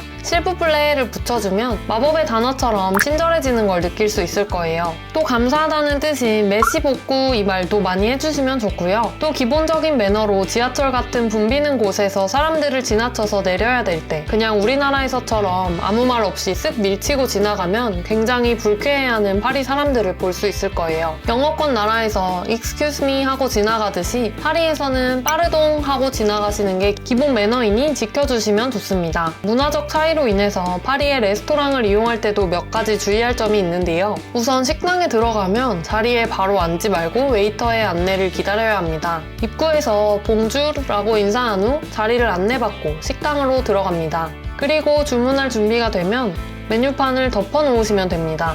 메뉴판이 아직 펼쳐져 있으면 아직 고르는 중이라고 생각할 수 있어요. 파리의 식당에서 손을 들고 크게 웨이터를 부르는 행동은 매너가 없는 행동이라고 여겨집니다. 자리에 안내받아 앉아서도 메뉴판을 가져다 줄 때까지, 또 메뉴판을 다 보고 나서도 웨이터가 올 때까지, 식사를 하고 나서도 식기를 치워줄 때까지 기다려야 된다는 게 우리 한국인들한테는 꽤나 힘든 일이긴 하지만 이곳의 문화는 식사는 여유롭게 즐기는 문화이고 또 기다림의 연속이기 때문에 다음 일정이 있어서 빠르게 식사를 해야 하는 경우에는 테이블을 차지하고 앉는 식당에 방문하시기보다는 간단한 테이크아웃 식당을 가시기를 추천드립니다. 식사가 끝났다면 식기를 한쪽에 놓고 기다리면 웨이터가 계산서를 가져다 줍니다. 계산은 내 테이블을 담당한 웨이터한테 해야 한다는 것 잊지 마세요. 프랑스 레스토랑은 서비스료가 이미 포함되어 있어서 별도의 팁이 필수는 아니라서 현금으로 지불한다면 잔돈을 남기거나 서비스에 만족했다면 5%나 10% 정도를 팁으로 남겨도 됩니다. 파리 가기 전 꼭 알아야 할 주의사항 세 번째는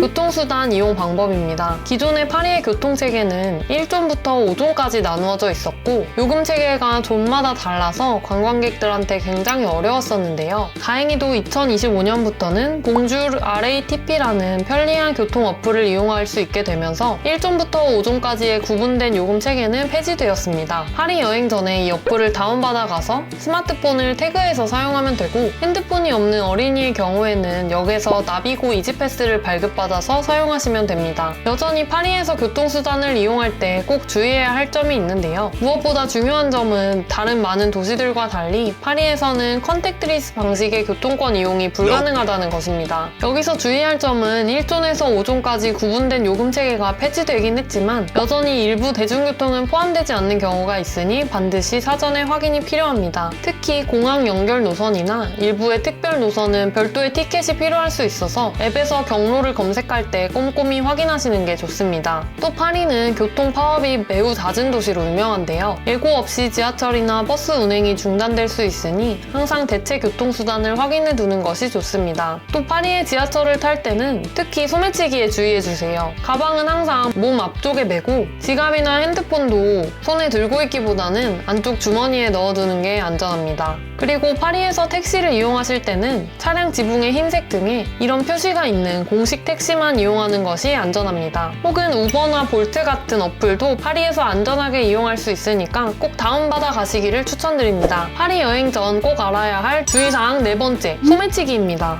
파리는 세계 최고의 관광 도시인 만큼 안타깝게도 관광객을 노리는 소매치기와 사기꾼들이 많은데요. 에펠탑 주변이나 몽마르트 언덕, 루브르 언덕 같은 관광객들이 필수로 방문하게 되는 관광지에서 특히 조심하셔야 합니다. 이런 소매치기단들의 유형은 여러 가지가 있는데요. 첫 번째로 몽마르트 언덕에서 가장 많이 알려진 수법인 친근하게 다가와서 팔찌를 메어주는 방법입니다. 팔찌를 메어준 다음에 갑자기 높은 금액을 요구하는 경우가 있고 또 청각장애인이나 자선단체를 사칭하면서 서명을 요구하고 기부금을 강요하는 사례도 많습니다. 그리고 몸이나 가방에 뭔가 더러운 게 묻었다고 하면서 다른 일행이 모른 척하고 다가와서 도와주는 척을 합니다. 그 사이에 주머니에 손을 넣는 수법도 유명하니 이런 상황을 피하기 위해서는 관광지에서 낯선 사람이 접근하면 단호하게 NO라고 거절하세요. 저는 항상 유럽에 갈 때 이런 소매치기 방지 용품들을 꼭 챙겨가는데요. 그냥 무방비 상태인 사람보다 이렇게 조심하는 사람이 더 타겟이 될 가능성이 적겠죠? 유럽의 소매치기 수법을 따로 정리해 놓은 영상이 있으니 유럽 여행을 가실 계획이라면 가시기 전에 꼭 한번 참고해보세요. 파리 여행 주의사항 5번째는 내가 가려는 시기가 여행하기 적합한 시기인지 꼭 알아둬야 한다는 점입니다. 파리 여행의 시기에 따라서 경험의 질이 크게 달라질 수 있기 때문에 내가 가려는 시기가 파리 여행에 적합한지 꼭 알아보고 가시는 게 좋은데요. 먼저 여름 휴가 시즌인 7, 8월은 유럽 주요 나라들의 여름 휴가철이기도 하기 때문에 파리에도 관광객이 폭발적으로 증가하는 시기입니다. 이때는 가급적 파리를 방문하지 않으시기를 추천드리는데요. 우선 요즘에 유럽의 폭염으로 날씨도 너무 더운데 심지어 에어컨 같은 시설이 제대로 갖춰지지 않은 경우가 많습니다. 또 사람까지 너무 많아서 주요 명소에 입장 대기 시간이 길어지고 호텔 가격도 크게 오르는 때입니다. 특히 8월에는 파리 현지인들도 각자 휴가를 떠나면서 작은 가게나 빵집, 일부 레스토랑 등이 문을 닫는 경우도 많은데요. 그래서 파리에 여름에 밖에 가실 수 없다면 그나마 8월보다는 7월을 선택하시기를 추천드립니다. 또 유럽의 주요 연휴 기간인 부활절 기간이나 5월 초에 프랑스 공휴일 연휴 시즌에는 유럽인들도 여행을 많이 가는 시기이기 때문에 파리의 주요 관광지들은 정말 사람들로 붐비게 됩니다. 기차나 항공권 가격도 급상승하고 숙박비도 올라가는 시기이기 때문에 가능하면 유럽 사람들의 연휴 일정을 피해서 여행 날짜를 조정하시기를 추천드립니다. 연말 연시인 12월부터 1월 초는 어떨까요? 파리에서 맞는 크리스마스 분위기가 아름답긴 하지만 알아둬야 하는 점은 이들에게도 연말이기 때문에 일부 레스토랑과 상점들이 휴무에 들어가는 경우가 많고 또 대중교통이 휴무에 들어가는 경우가 많다는 것입니다. 파리의 겨울은 날씨가 항상 흐린 편이고 한 4, 5시 정도 되면 해도 다 지기 때문에 낮에 관광할 수 있는 시간이 상대적으로 짧습니다. 하지만 크리스마스 마켓이나 화려한 야경을 즐길 수 있다는 장점도 있습니다. 그리고 겨울철 비수기다 보니 루브르 박물관 같은 파리의 주요 관광지들도 비교적 한산하게 즐길 수 있다는 장점도 있습니다. 그러면 파리를 여행하기 가장 좋은 시기는 때는 언제일까요? 4월이나 6월 초 봄에서 초여름 기간 혹은 9월에서 10월 사이 가을철을 추천드립니다. 이 시기에는 날씨가 좋고 관광객도 적당하게 있어서 여유롭게 파리를 즐길 수 있습니다. 만약 어쩔 수 없이 이런 7, 8월 여름 성수기나 부활절 기간, 연말 연시에 방문하실 계획이라면 호텔이나 주요 관광지를 사전에 꼭 미리 예약해주세요. 지금까지 파리를 여행할 때 알아두면 좋을 5가지 주의사항에 대해 말씀드렸습니다. 이 내용들만 알고 가시면 처음 가는 파리 여행이라도 불쾌하고 당황스러운 경험 없이 파리의 진정한 매력을 충분히 즐기실 수 있을 거예요. 앞으로도 유용하고 똑똑한 여행 정보를 받아보고 싶으시다면 지금 저희 채널 바로 구독해주세요. 그럼 오늘도 시청해주셔서 감사합니다.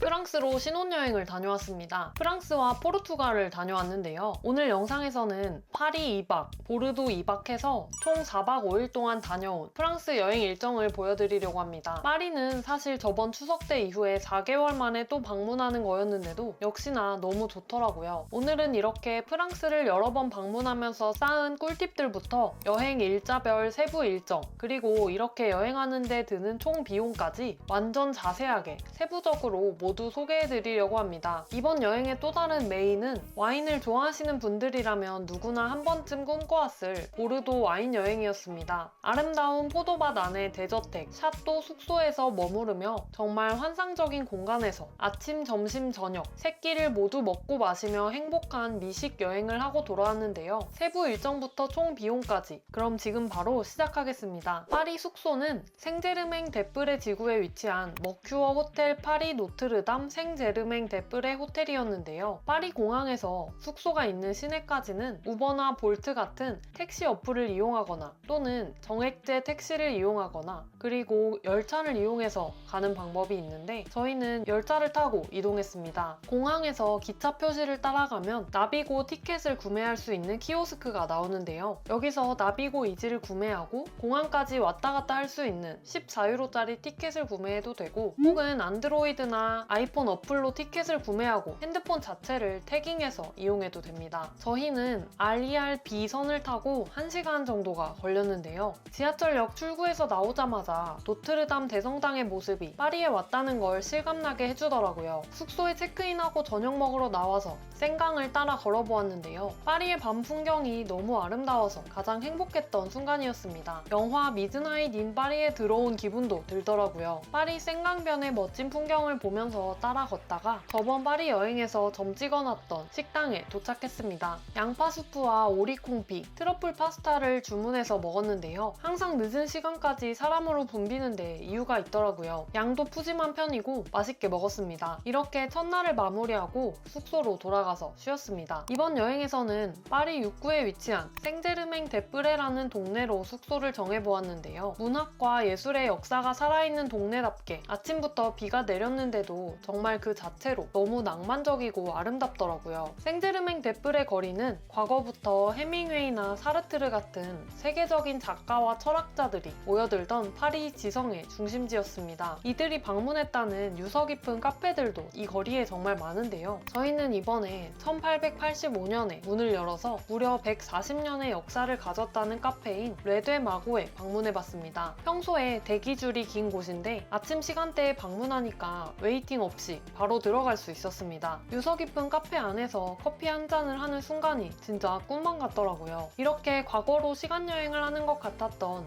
커피 타임을 하고 나서는 1852년에 문을 연 세계 최초의 백화점이라는 봉마르쉐 백화점의 식품관에 가봤는데요. 파리를 대표하는 고급 식품관답게 보르디에 버터나 치즈, 트러플 오일, 트러플 솔트 같은 다양한 프랑스의 고급 식재료들을 잔뜩 쇼핑할 수 있었습니다. 정말 너무 재밌더라고요. 우리나라에서 보기 어려운 제품들도 너무 많아서 구경하는 것만으로도 너무 재미있었고 치즈 코너에서는 직원분한테 추천을 받아서 뽕떼 치즈를 사서 먹어봤는데 제가 먹어본 치즈 중에 가장 맛있었을 정도로 훌륭했습니다. 숙소로 돌아가는 길에는 바게트 대회 1등이라는 라 파리지엔이라는 빵집에서 바게트와 샌드위치를 사서 식품관에서 산 버터를 바게트에 발라서 호텔에서 간단하게 점심을 먹었습니다. 이런 게 정말 현지에서밖에 느낄 수 없는 맛이다 보니까 있습니다. 이런 순간들이 파리 여행을 더욱 특별하게 만들어준다는 생각이 들더라고요. 다음 코스는 파리 하면 떠오르는 랜드마크 중 하나인 몽마르트 언덕입니다. 몽마르트 언덕으로 올라가는 다양한 길이 있어서 여러 번 가도 정말 지루하지 않게 갈 수 있는데요. 여러 길마다 구경하기가 좋고 다 매력이 달라서 올라갈 때랑 내려갈 때 다른 길로 선택해서 가보는 걸 추천드려요. 제일 유명한 길은 가장 유명한 사랑의 벽 그리고 테르트르 광장을 지나서 올라가는 길입니다. 250개 언어로 사랑해라는 문장이 쓰여있는 사랑의 벽을 지나서 올라가면 예전부터 초상화를 그려주던 화가들이 있었다는 테르트르 광장을 지나서 몽마르트 언덕에 도착하게 됩니다. 저희는 이번에 좀 다른 코스로 올라가 봤는데요. 몽마르트 공동묘지를 지나서 예술가들의 집이 모여있다는 예쁜 거리를 지나는 코스였습니다. 이 공동묘지에는 드가나 밀레 같은 세계의 예술가들과 유명인들이 잠들어 있다고 하고 이 공동묘지를 지나서 언덕으로 올라가는 길은 에밀리 인 파리에도 나왔던 아름다운 주택과 예술가들의 아틀리에로 알려진 골목을 지나게 됩니다. 세 번째 코스는 마르티르 길을 지나서 올라가는 길인데요. 파리 현지인들의 일상을 가장 가까이에서 느낄 수 있는 길이라서 제가 제일 좋아하는 루트입니다. 올라가는 내내 양쪽으로 빵집들, 치즈가게, 와인샵, 카페들이 정말 많아서 구경하면서 가시는 길 자체가 재미있을 거예요. 그렇게 몽마르트 언덕을 마음껏 즐겨보고 나서 개선문으로 갔습니다. 비수기라서 예약 없이도 전망대에 올라가 볼 수 있었습니다. 낮은 건물들이 많은 파리에서 전망을 보려면 몽마르트 언덕이나 에펠탑 전망대에 올라가 봐도 좋고 개선문 전망대에 올라가 보거나 저번에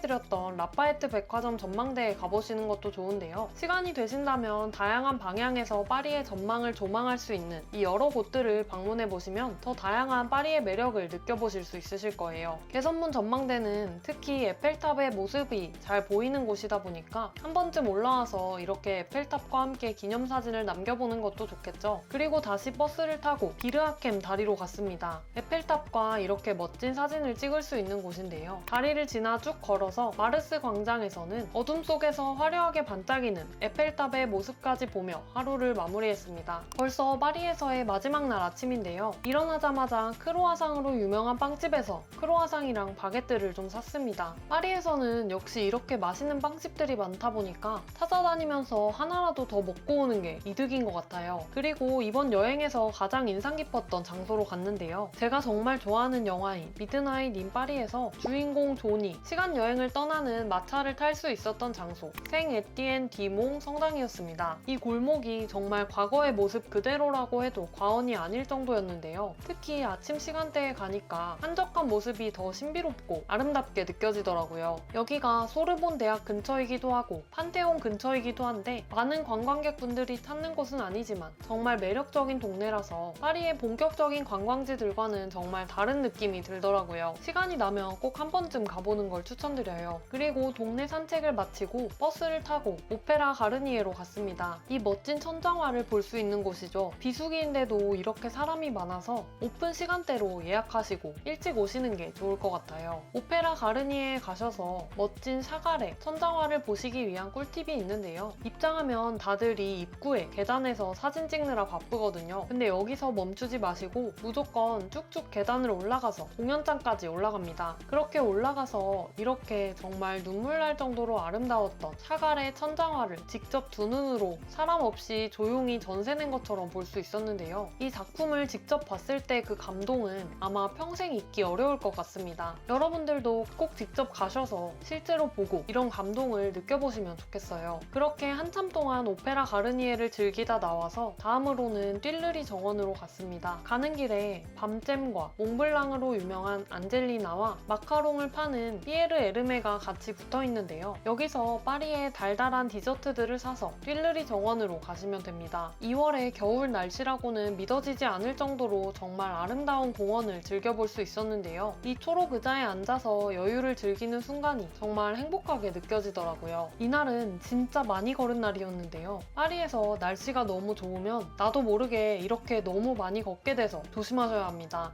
루브르 박물관 앞 피라미드를 지나서 걸어서 마레지구까지 갔습니다. 메르시 같은 유명한 가게들을 들어가 보면서 쇼핑도 하다가 예약해놓은 식당에서 점심을 먹었는데요. 에스카르고와 오리스테이크, 관자 리조또 같이 파리 가면 한 번쯤 먹어보면 좋은 메뉴들을 맛있게 즐겨볼 수 있었습니다. 항상 많은 사람들로 붐비는 곳이라서 꼭 예약하고 가시기를 추천드려요. 그리고 보주 광장을 지나서 생루이 섬도 지나서 노트르담 대성당까지 왔습니다. 여기까지 오니까 너무 많이 걸어서 진짜 더 이상은 못 걷겠더라고요. 이렇게 걸어서 즐길 수 있는 게 파리라는 도시의 매력이기도 하지만 한편으로는 계속 걷기만 해도 너무 아름답다 보니까 너무 다리가 아프더라고요. 그래도 힘을 내서 비포 선셋이나 미드나잇 인 파리, 줄리 앤 줄리아 같은 많은 영화들의 배경이 된 파리의 상징적인 서점이죠. 셰익스피어 앤 컴퍼니 서점에 들러서 기념품으로 에코백도 사고 맥주집에서 맥주 한 잔을 하면서 좀 쉬었습니다. 그리고 파리 여행 마지막 코스는 현지인 감성을 제대로 느낄 수 있는 무프타르 거리였는데요. 관광객으로 붐비는 파리가 아니라 진짜 파리의 현지인들이 어떻게 생활하는지 훔쳐보는 느낌이 들 정도로 매력적인 거리였습니다. 여기에 가면 다들 길거리 음식을 하나씩 사서 즐기고 있는데요. 저희도 현지인 아저씨가 파는 크레페를 하나 사서 먹어보기도 하고 이곳저곳 상점을 들어가 보면서 구경해보기도 했는데 정말 색다르고 매력적이더라고요. 이렇게 짧고 굵은 파리 2박 3일 여행을 끝내고 보르도로 가는 기차를 탔습니다. 보르도까지는 고속열차로 약 2시간 정도가 걸렸습니다. 보르도에서는 아침에 짧게 보르도 시내를 구경하고 렌트카를 빌려서 옛날에 성이었던 샤또를 호텔로 개조한 숙소로 이동하는 일정이었습니다. 시간이 많이 없어서 부지런히 일어나서 보르도 구시가지를 구경했습니다. 보르도 구시가지에 가면 가장 눈에 띄는 이 보르도 대성당부터 물의 정원까지 걸어서 둘러보는데 보르도의 구시가지가 파리와는 또 다른 느낌으로 독특하고 아름다워서 구경하는 재미가 있더라고요. 보르도는 2000년이 넘는 시간 동안 와인과 해상 무역이라는 두 축을 중심으로 발전해온 도시라고 하는데요. 12세기부터 15세기까지 중세시대에는 약 300년간 영국의 땅이기도 했고 100년 전쟁 이후에 다시 프랑스 왕국의 품으로 돌아온 보르도는 18세기에 지금 볼 수 있는 구시가지의 건축물들이 대거 건축되는 경제적 전성기를 맞았다고 합니다. 이렇게 과거의 모습이 잘 보존되어 있다 보니까 2007년에는 구시가지 전체가 유네스코 세계문화유산으로 지정되었다고 하네요. 또 보르도 하면 까눌레를 빼놓고 말할 수 없죠. 우리나라에서 먹을 수 있는 까눌레랑은 확실히 맛이 좀 다르더라고요. 겉은 바삭한데 속은 푸딩처럼 촉촉하고 바닐라 향이 정말 풍부한데 럼이 들어가서 쌉싸름한 맛까지.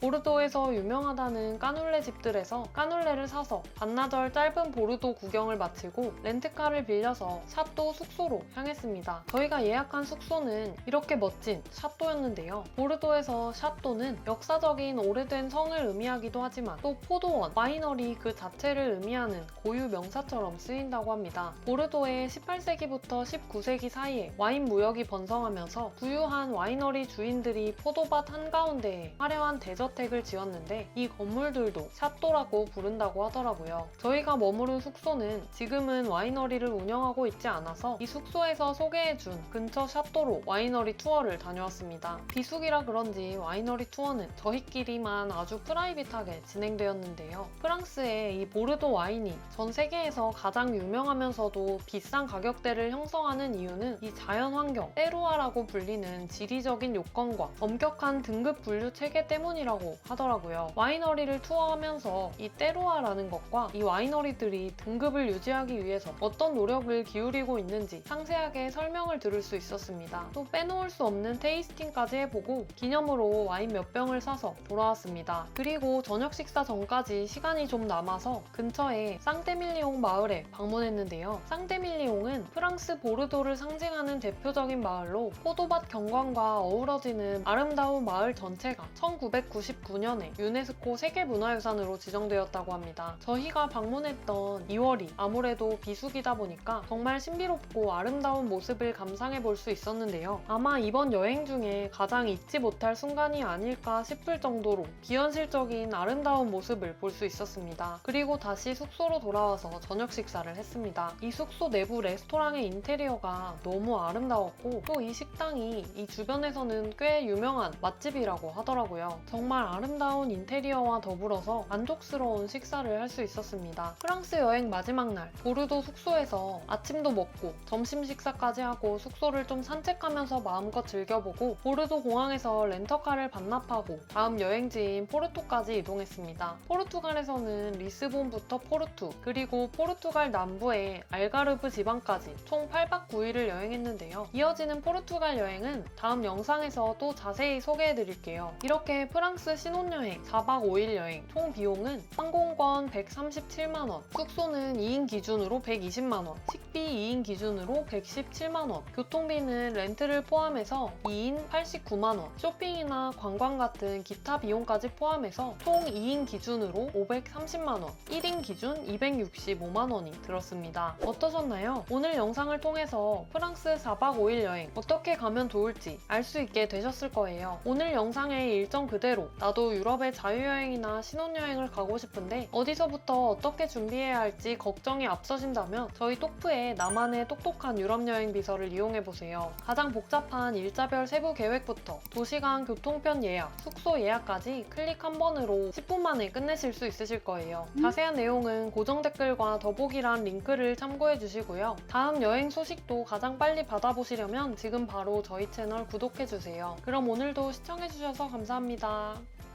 생각만으로도 설레는 서유럽 여행은 많은 분들의 인생 버킷리스트이실 텐데요. 유럽 하면 떠오르는 대표적인 여행지들, 런던, 파리, 스위스, 이탈리아 이렇게 대표적인 곳들만 쏙쏙 뽑아 여행해 보려고 해도 여행 루트는 어떻게 짜는 게 효율적일지, 일자별 세부 계획은 어떻게 세워야 할지, 도시간 이동은 어떻게 하면 좋을지, 숙소는 도시별로 어떤 위치에 잡아야 할지, 수많은 관광지 예약은 또 어떻게 해야 할지 고민하시는 분들이 정말 많으시더라고요. 오늘 영상에서는 가장 복잡한 일자별 세부 계획부터 방문해야 하는 수많은 도시들의 최적의 여행 동선, 숙소 추천과 모든 교통편 예약까지 모든 고민을 한 번에 해결할 수 있는 방법을 알려드리려고 합니다. 특히 런던이나 파리, 로마 같은 도시들에는 몇천 년 전부터 인류가 만들어온 깊은 이야기를 담은 장소들이 정말 많죠. 이런 이야기를 알고 여행을 할 수 있다면 정말 여행의 즐거움이 몇 배가 되기도 하는데요. 자유여행으로 가면 살짝 부족하게 느껴지는 전문적인 가이드와 설명은 현지 투어를 이용하시면 자유여행의 장점은 즐기면서도 부족한 점을 채우면서 훨씬 만족도 높은 여행을 하실 수 있습니다. 오늘 영상만 다 보고 나시면 어떤 장소에서 어떤 투어를 이용해야 할지까지도 고민하실 필요 없도록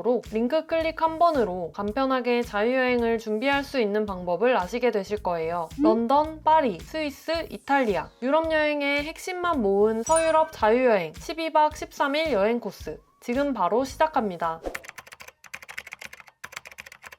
런던, 파리, 스위스, 이탈리아 여행 코스는 유럽을 처음 방문하시는 분들에게 가장 딱 맞는 여행 코스인데요. 유럽 하면 떠오르는 대표적인 여행지들을 모두 방문할 수 있습니다. 이렇게 여행을 할 때 가장 효율적인 동선은 런던에서 시작해서 파리, 스위스, 이탈리아의 밀라노, 피렌체, 로마까지 아래로 내려가거나 그 반대로 여행하는 게 가장 효율적인데요. 시작점과 끝점이 되는 런던과 로마 모두 인천에서 직항이 운행 중인 도시라서 항공편을 다구간으로 런던 인, 로마 아웃 혹은 그 반대로 구매하시면 여행하기 가장 편리하실 거예요. 첫째 날, 런던 히드로 공항에서부터 여행이 시작됩니다. 런던 히드로 공항에서 시내까지는 공항철도나 지하철, 버스나 택시를 이용해서 런던 시내로 이동할 수 있는데요. 나만의 똑똑한 유럽 여행 비서에서는 공항에서 시내로 이동하는 방법들이 정말 상세하게 안내되어 있어서 간편하게 확인해 보실 수 있습니다. 숙소에 짐을 풀고 나면 본격적인 런던 관광이 시작됩니다. 첫날은 템즈강을 따라서 펼쳐진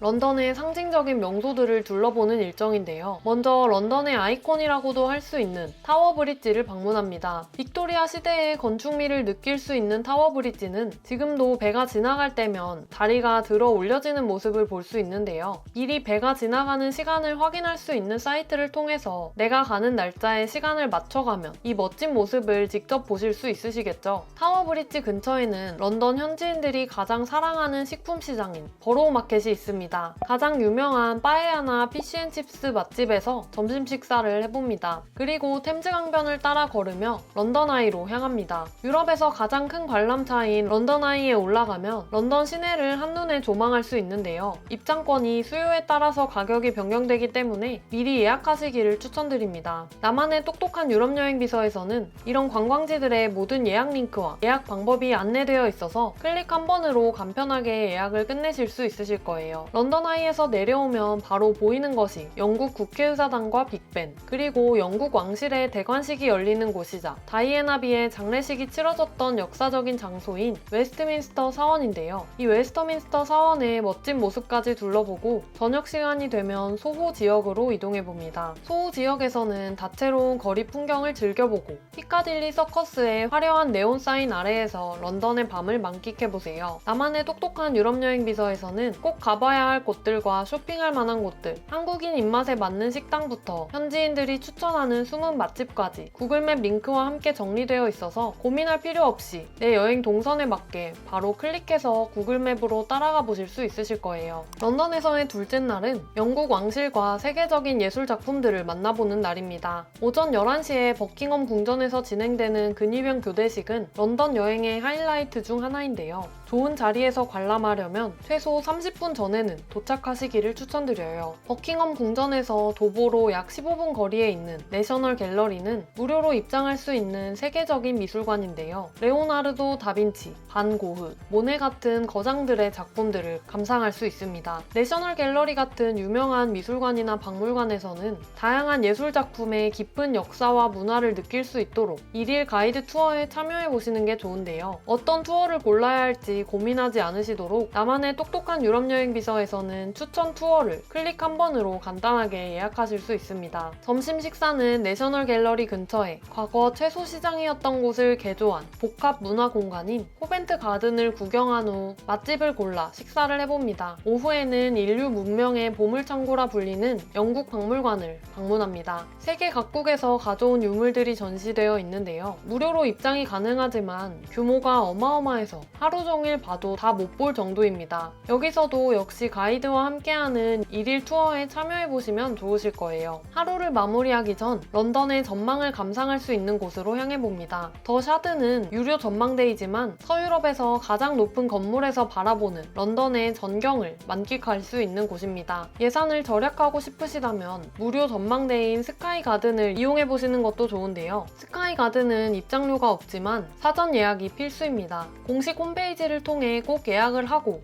방문해주세요. 일몰 시간에 맞춰서 방문하면 낮과 밤의 런던을 동시에 볼 수 있어서 더욱 특별한 경험이 되실 거예요. 런던에서의 마지막 날 오전에는 자연사 박물관과 헤러즈 백화점을 둘러봅니다. 자연사 박물관은 공룡 화석부터 광물, 동식물의 표본까지 자연의 모든 것을 담고 있는 박물관입니다. 그리고 자연사 박물관에서 도보로 10분 거리에 있는 헤러즈 백화점은 영국을 대표하는 럭셔리 백화점이라고 할 수 있는데요. 쇼핑을 하지 않으시더라도 궁전 같은 멋진 인테리어로 유명한 식품관은 꼭 한번 가보시기를 추천드려요. 그리고 이제 파리로 이동할 시간입니다. 런던에서 파리로 이동하는 가장 효율적인 방법은 유로스타를 이용하는 것인데요. 런던의 세인트 판크라스역에서 출발해서 약 2시간 20분이면 파리 북역에 도착합니다. 유로스타는 일찍 예약할수록 가격이 저렴하기 때문에 최소 2개월에서 3개월 전에 예약하시는 게 좋습니다. 나만의 똑똑한 유럽 여행 비서에서는 역시 예약 링크와 예약 방법이 안내되어 있어서 처음 이용하시는 분들이라도 전혀 어렵지 않게 클릭 한 번만으로 준비하실 수 있으실 거예요. 파리에 도착해서 짐을 풀고 나면 생강 유람선 바토 파리지행을 타고 파리의 야경을 감상해봅니다. 생강을 따라 에펠탑, 노트르담 대성당, 루브르 박물관 같은 파리의 주요 명소들을 한눈에 볼 수 있는데요. 특히 해가 질 무렵에 탑승하면 노을이 지는 파리와 조명이 켜진 파리의 야경을 동시에 감상할 수 있어서 더욱 로맨틱하실 거예요. 파리에서의 첫 온전한 하루는 몽마르트 언덕에서 시작해봅니다. 몽마르트는 피카소, 고흐, 르누아르 같은 수많은 예술가들이 사랑했던 파리의 예술 중심지인데요.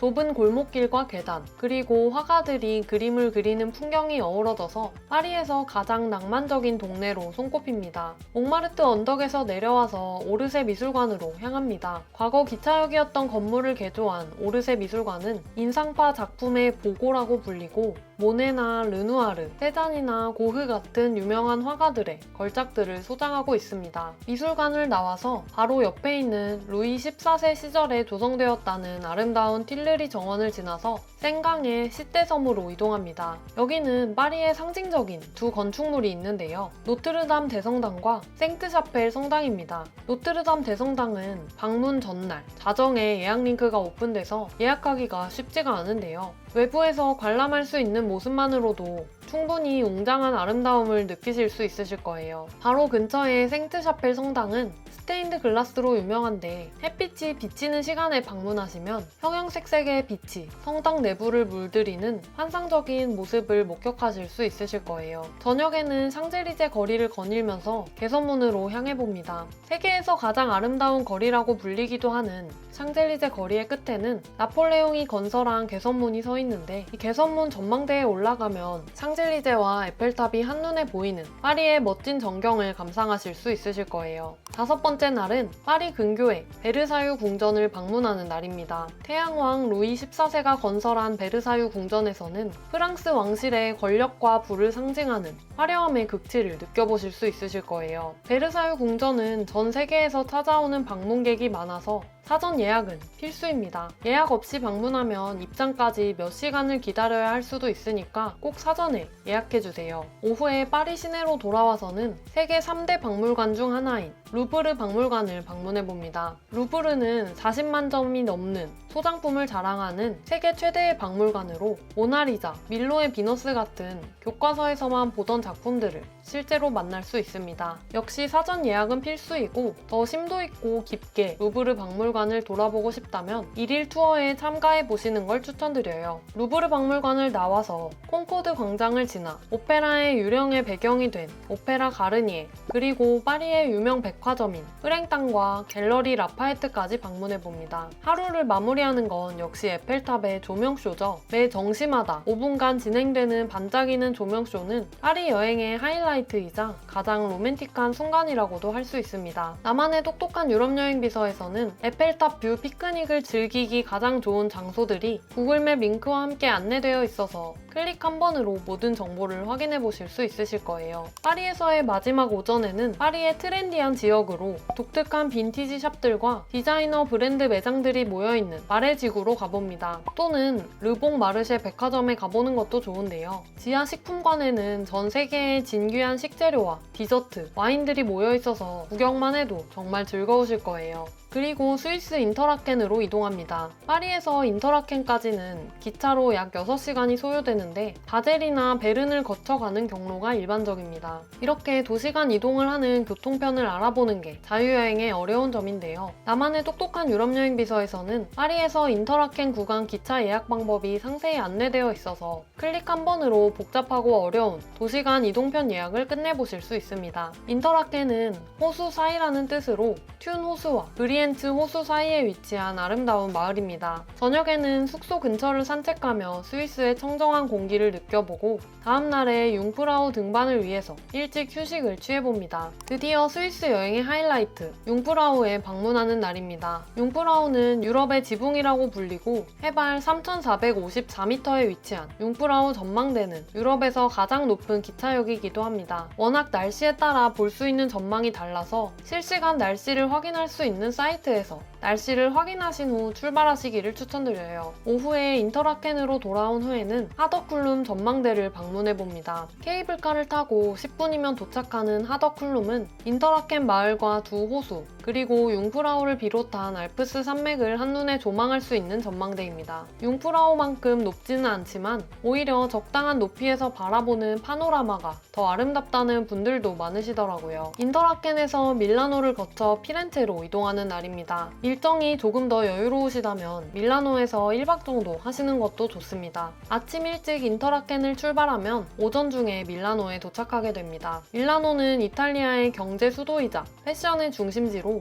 세련되고 현대적인 분위기 때문에 로마나 피렌체와는 또 다른 매력을 가진 곳입니다. 고딕 양식의 걸작이라고 불리는 밀라노 대성당과 세계에서 가장 아름다운 쇼핑 아케이드로 꼽히는 비토리오 엠마누엘레 2세 갤러리아를 둘러봅니다. 오후에는 밀라노 공국의 요새로 15세기에 지어진 스포르체스코 성을 방문하고 다시 기차를 타고 피렌체로 이동합니다. 피렌체에 도착하면 저녁 시간일 텐데 숙소에 체크인하고 근처 레스토랑에서 토스카나 지방의 전통 요리로 저녁 식사를 즐기고 휴식을 취해봅니다. 피렌체는 르네상스의 발상지이자 메디치 가문의 도시로 도시 전체가 거대한 미술관이라고 해도 과언이 아닙니다. 피렌체에서의 하루는 우피치 미술관에서 시작해봅니다. 우피치 미술관은 세계에서 가장 중요한 르네상스 미술 컬렉션을 소장하고 있는 곳으로 보티첼리의 비너스의 탄생, 레오나르도 다빈치의 수태고지 같은 걸작들을 만나볼 수 있습니다. 시뇨리아 광장과 단테의 집을 지나서 베키오 다리로 향해봅니다. 아르노 강 위에 지어진 베키오 다리는 피렌체에서 가장 오래된 다리이자 가장 아름다운 다리로 불리는데요. 다리 위에 보석 상점들이 늘어서 있는 독특한 구조로 유명합니다. 마지막으로 미켈란젤로 언덕에서 하루를 마무리합니다. 특히 일몰 시간에 맞춰서 올라가면 황금빛으로 물드는 피렌체의 붉은 지붕들과 두오모, 그리고 아르노 강이 만들어내는 환상적인 풍경을 볼 수 있습니다. 피렌체에서 출발해서 피사를 거쳐 로마로 이동하는 날입니다. 아침 일찍 피렌체 산타 마리아 노벨라 역에서 기차를 타고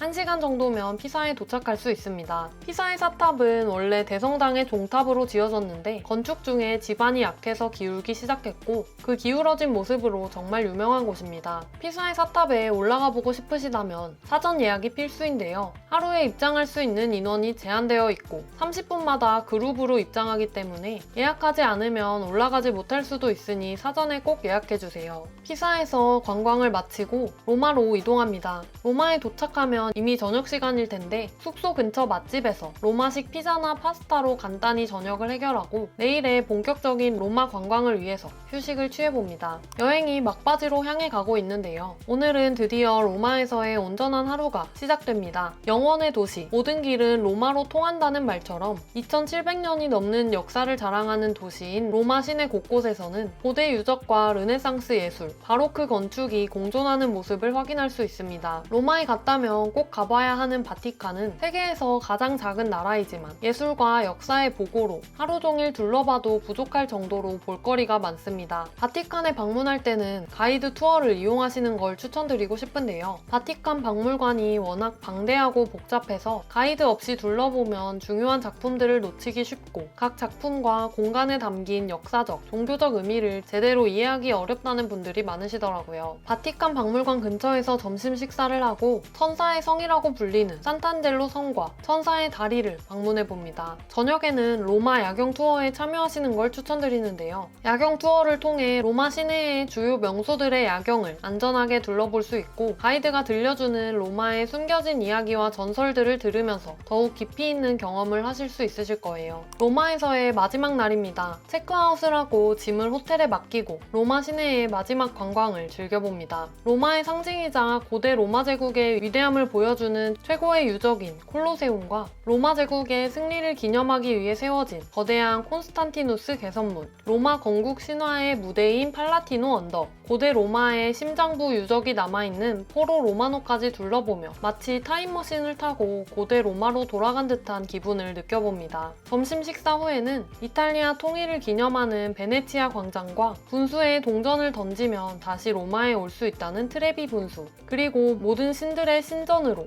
2000년 전에 지어진 건물인 판테온과 로마에서 가장 아름다운 광장인 나보나 광장까지 둘러보며 로마를 완벽하게 즐길 수 있는 코스를 따라가 보세요. 로마에서 더 시간이 있으시거나 일정에 여유가 있는 분들을 위해서 나만의 똑똑한 유럽 여행 비서에서는 추가로 방문할 만한 명소들도 상세하게 소개되어 있습니다. 로마에서 당일치기로 다녀올 수 있는 로마 근교 소도시들까지 안내되어 있어서 일정에 하루나 이틀 정도 여유가 있다면 이런 곳들을 방문해서 좀 더 깊이 있는 로마 여행을 즐겨보세요. 이렇게 로마 관광을 마치고 레오나르도 다빈치 공항으로 이동해서 귀국합니다. 이렇게 여행했을 때 여행 경비가 얼마나 들지도 궁금하셨을 텐데요. 여행 경비는 숙소 110만 원, 관광지 입장료와 교통편, 식비까지 포함해서 약 395만 원입니다. 어떠셨나요? 오늘 영상을 통해 런던, 파리, 스위스, 이탈리아 12박 13일 여행을 어떻게 하면 좋을지 아시게 되셨을 거예요. 무려 4개 나라의 주요 도시들을 둘러보는 이 여행 코스대로 여행은 하고 싶은데 도시간 교통편을 예약하거나 관광지를 예약하는 일이 정말 복잡하게 느껴졌을 텐데요. 나만의 똑똑한 유럽 여행 비서 하나만 있으면 이 모든 일정에 예약 필요한 관광지, 교통편들을 한눈에 파악하실 수 있고 각 도시별로 추천하는 숙소 리스트까지 포함되어 있어 준비를 한눈에 끝내실 수 있습니다. 또 가장 효율적인 동선으로 일자별 세부 계획이 작성되어 있어서 이대로만 따라가시면 동선이 꼬여서 돈과 시간을 낭비하며 후회하는 일 없으실 거예요. 지금 고정 댓글과 더보기 링크를 통해 자세한 내용을 확인하실 수 있습니다. 단 10분 만에 복잡한 유럽 여행 준비를 끝내고 사랑하는 가족이나 연인, 친구와 함께 평생 잊지 못할 추억을 만들어 보시길 바라겠습니다. 그럼 오늘도 시청해주셔서 감사합니다.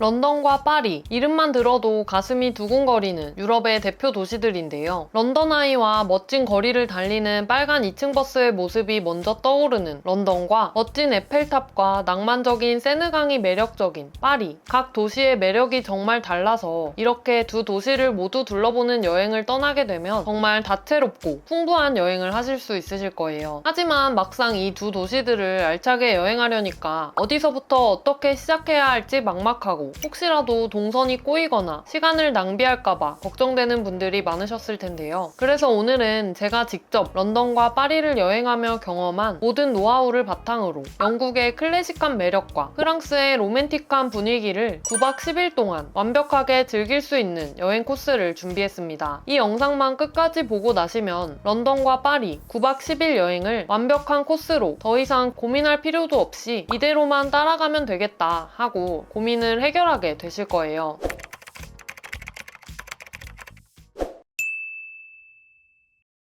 첫째 날, 인천에서 직항편을 이용해서 런던 히드로 공항에 도착합니다. 히드로 공항에 내리셨다면 히드로 익스프레스를 타고 패딩턴 역으로 이동하는 게 가장 빠르고 편합니다. 숙소에 짐을 풀고 본격적으로 런던 여행을 시작합니다. 런던의 중심, 피카딜리 서커스와 트라팔가 광장을 둘러보며 런던의 활기찬 분위기를 느껴봅니다. 저녁 식사는 런던의 정취가 물씬 풍기는 코벤트 가든에서 다양한 레스토랑 중 한 곳을 골라봅니다. 코벤트 가든에서는 다양한 레스토랑과 상점, 거리 공연이 어우러져서 활기찬 밤을 보내실 수 있으실 거예요. 둘째 날은 런던의 대표적인 랜드마크를 돌아봅니다. 오전부터 일찍 버킹엄 궁전으로 가서 자리를 잡고 근위병 교대식을 관람해봅니다. 근위병 교대식은 월요일, 수요일, 금요일, 일요일 11시에 시작하는데요. 전 세계에서 온 수많은 인파가 몰리기 때문에 늦어도 10시 정도에는 도착해서 좋은 자리를 잡아보세요. 근위병 교대식이 끝나면 도보로 1066년부터 현재까지 모든 영국 군주의 대관식이 열렸다는 유서 깊은 장소인 웨스터민스터 사원부터 높이가 약 96m에 달하는 웅장한 건축물인 빅벤과 국회의사당까지 차례대로 둘러봅니다. 그리고 점심으로는 런던에 왔다면 꼭 먹어봐야 할 피쉬앤칩스를 영국 느낌이 물씬 나는 펍에서 맥주 한 잔과 함께 즐겨봅니다. 그리고 점심 식사 후에는 런던의 역사와 예술을 만날 수 있는 내셔널 갤러리와 영국 박물관 중 한 곳을 선택해서 관람해봅니다. 영국 박물관이나 내셔널 갤러리가 너무 넓기 때문에 미리 보고 싶은 작품을 정해두거나 한국인 가이드 투어를 신청해서 돌아본다면 더 깊이 있는 관람을 하실 수 있으실 거예요. 저녁에는 템즈강을 따라서 걸으며 야경을 감상하거나 런던 아이에 올라서 런던의 전경을 한눈에 담아보세요. 런던 아이는 일자가 다가올수록 가격이 변동되고 인기 많은 시간대에 입장권이 매진될 수 있어서 사전에 예약하시는 걸 추천드려요. 셋째 날은 런던의 문화예술과 쇼핑을 동시에 즐겨보는 날입니다. 오전에는 테이트 모던 미술관부터 시작합니다. 발전소를 개조한 독특한 건물에서 현대 미술 작품들을 무료로 감상할 수 있습니다. 미술관에서 나오면 보이는 밀레니엄 브릿지는 남쪽의 테이트 모던 미술관과 북쪽의 세인트 폴 대성당을 연결하는 다리인데요. 이 다리를 건너 17세기 런던 대화재 이후 재건된 세인트 폴 대성당으로 갑니다. 다음으로는 런던의 쇼핑 천국 옥스퍼드 스트리트에서 셀프리지스나 존 루이스 같은 백화점들을 구경해보고 리젠트 스트리트와 본드 스트리트를 거쳐서 뮤지컬계의 양대 산맥이라 불리는 웨스트엔드로 갑니다. 웨스트엔드에서는 라이온 킹, 위키드, 맘마미아 같은 유명한 뮤지컬들을 매일같이 상영하고 있어서 가장 보고 싶으신 뮤지컬을 선택해서 한 번쯤 관람해보시는 것도 좋은 경험이 되실 거예요.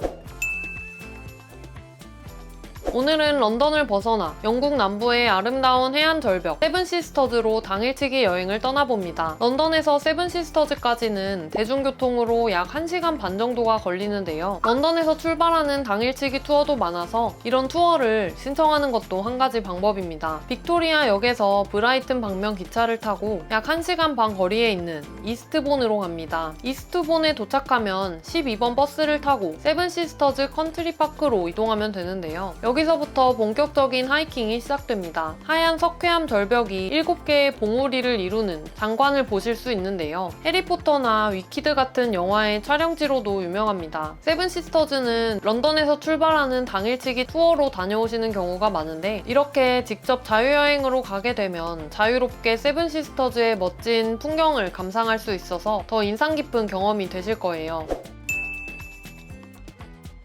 런던 마지막 날입니다. 오전에는 런던의 생생한 문화가 살아 숨쉬는 캠든 마켓으로 갑니다. 개인적으로는 이 캠든 마켓이 런던 여행 중에 가장 인상 깊은 곳이었는데요. 런던 하면 떠오르는 모습이 아닌 실제로 다문화 다인종 도시인 런던의 모습을 가장 잘 느낄 수 있는 곳입니다. 빈티지 옷이나 핸드메이드 액세서리, 특이한 음식들을 파는 가게들이 정말 많고 특히 주말에 가면 더 활기찬 분위기를 느끼실 수 있으실 거예요. 점심은 캠든 마켓에서 세계 각국의 길거리 음식으로 먹어보시고 오후에는 하이드파크로 갑니다. 런던 시민들의 휴식처인 하이드파크를 여유롭게 산책하면서 런던 여행의 마지막을 만끽해보세요. 하이드파크 근처에 있는 해로즈 백화점도 꼭 한 번쯤 가봐야 할 곳인데요. 화려한 인테리어만 구경해도 눈이 즐거우실 거예요. 그리고 저녁에는 세인트 판크라스 역에서 유로스타를 타고 파리로 출발합니다. 2시간 반 정도면 파리 북역에 도착할 수 있고 숙소까지 택시나 대중교통으로 이동하며 하루를 마무리합니다.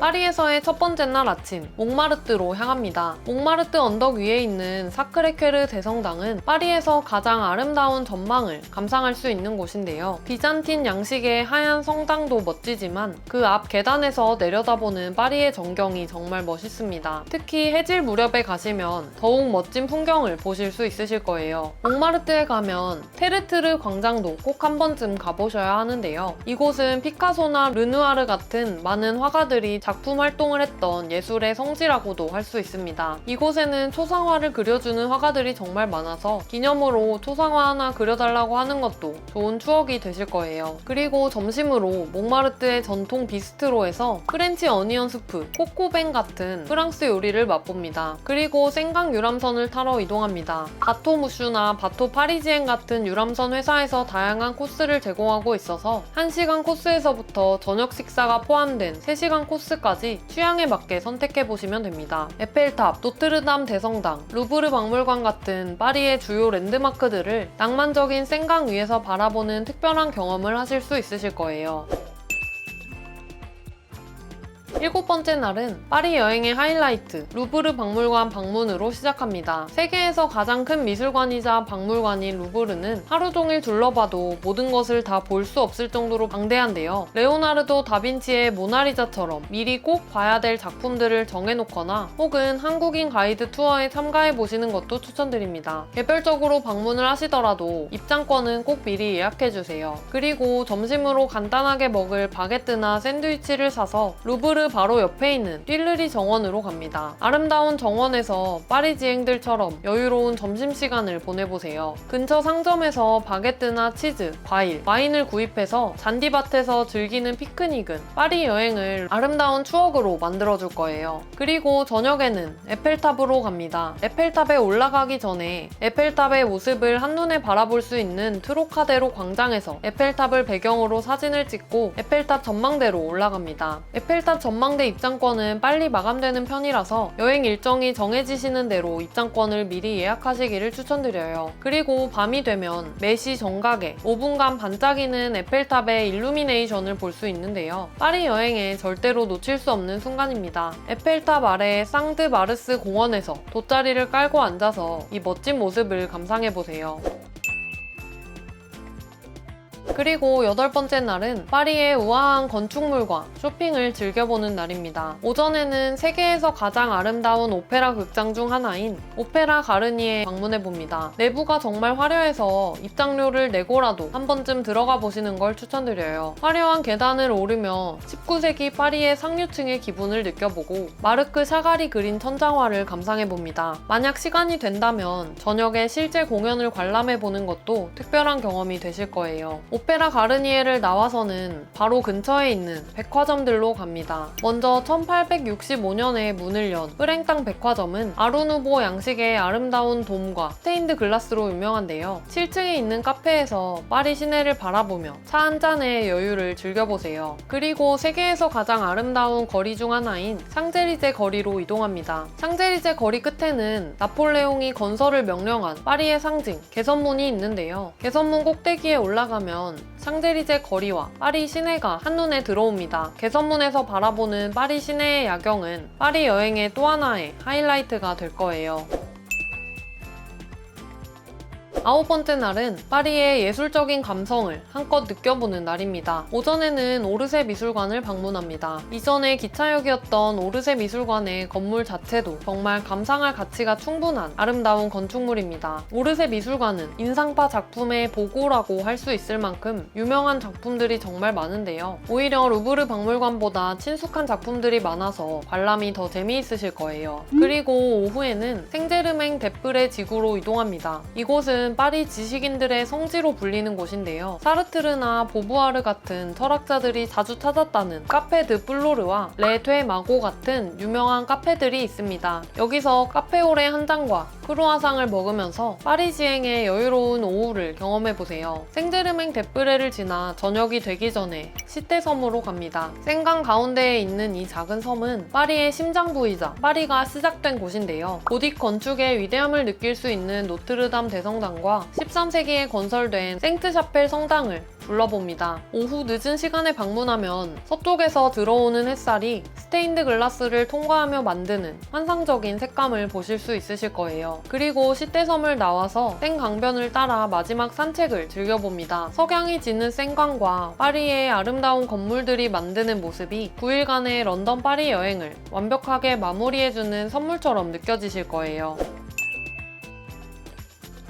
마지막 날에는 베르사유 궁전으로 갑니다. 루이 14세가 건설한 이 궁전은 유럽 궁전 건축의 최고라고도 할 수 있습니다. 지금까지 런던과 파리를 9박 10일 동안 완벽하게 즐길 수 있는 여행 코스를 소개해드렸는데요. 이 일정대로만 따라가시면 두 도시의 핵심적인 매력을 모두 경험하실 수 있으실 거예요. 이렇게 오늘 영상을 다 보셨는데도 아직도 유럽 자유여행이 막막하고 두렵다면 저희 똑프의 나만의 똑똑한 유럽여행 비서를 이용해보세요. 오늘 소개해드린 런던 파리 일정에 일자별 세부 동선을 포함해서 숙소 추천, 모든 관광지와 교통편 예약 링크까지 복잡한 유럽여행 준비를 10분 만에 끝내실 수 있으실 거예요. 앞으로도 똑똑하고 유용한 여행 정보를 가장 빨리 받아보고 싶으시다면 지금 바로 저희 채널 구독해주세요. 그럼 오늘도 시청해주셔서 감사합니다.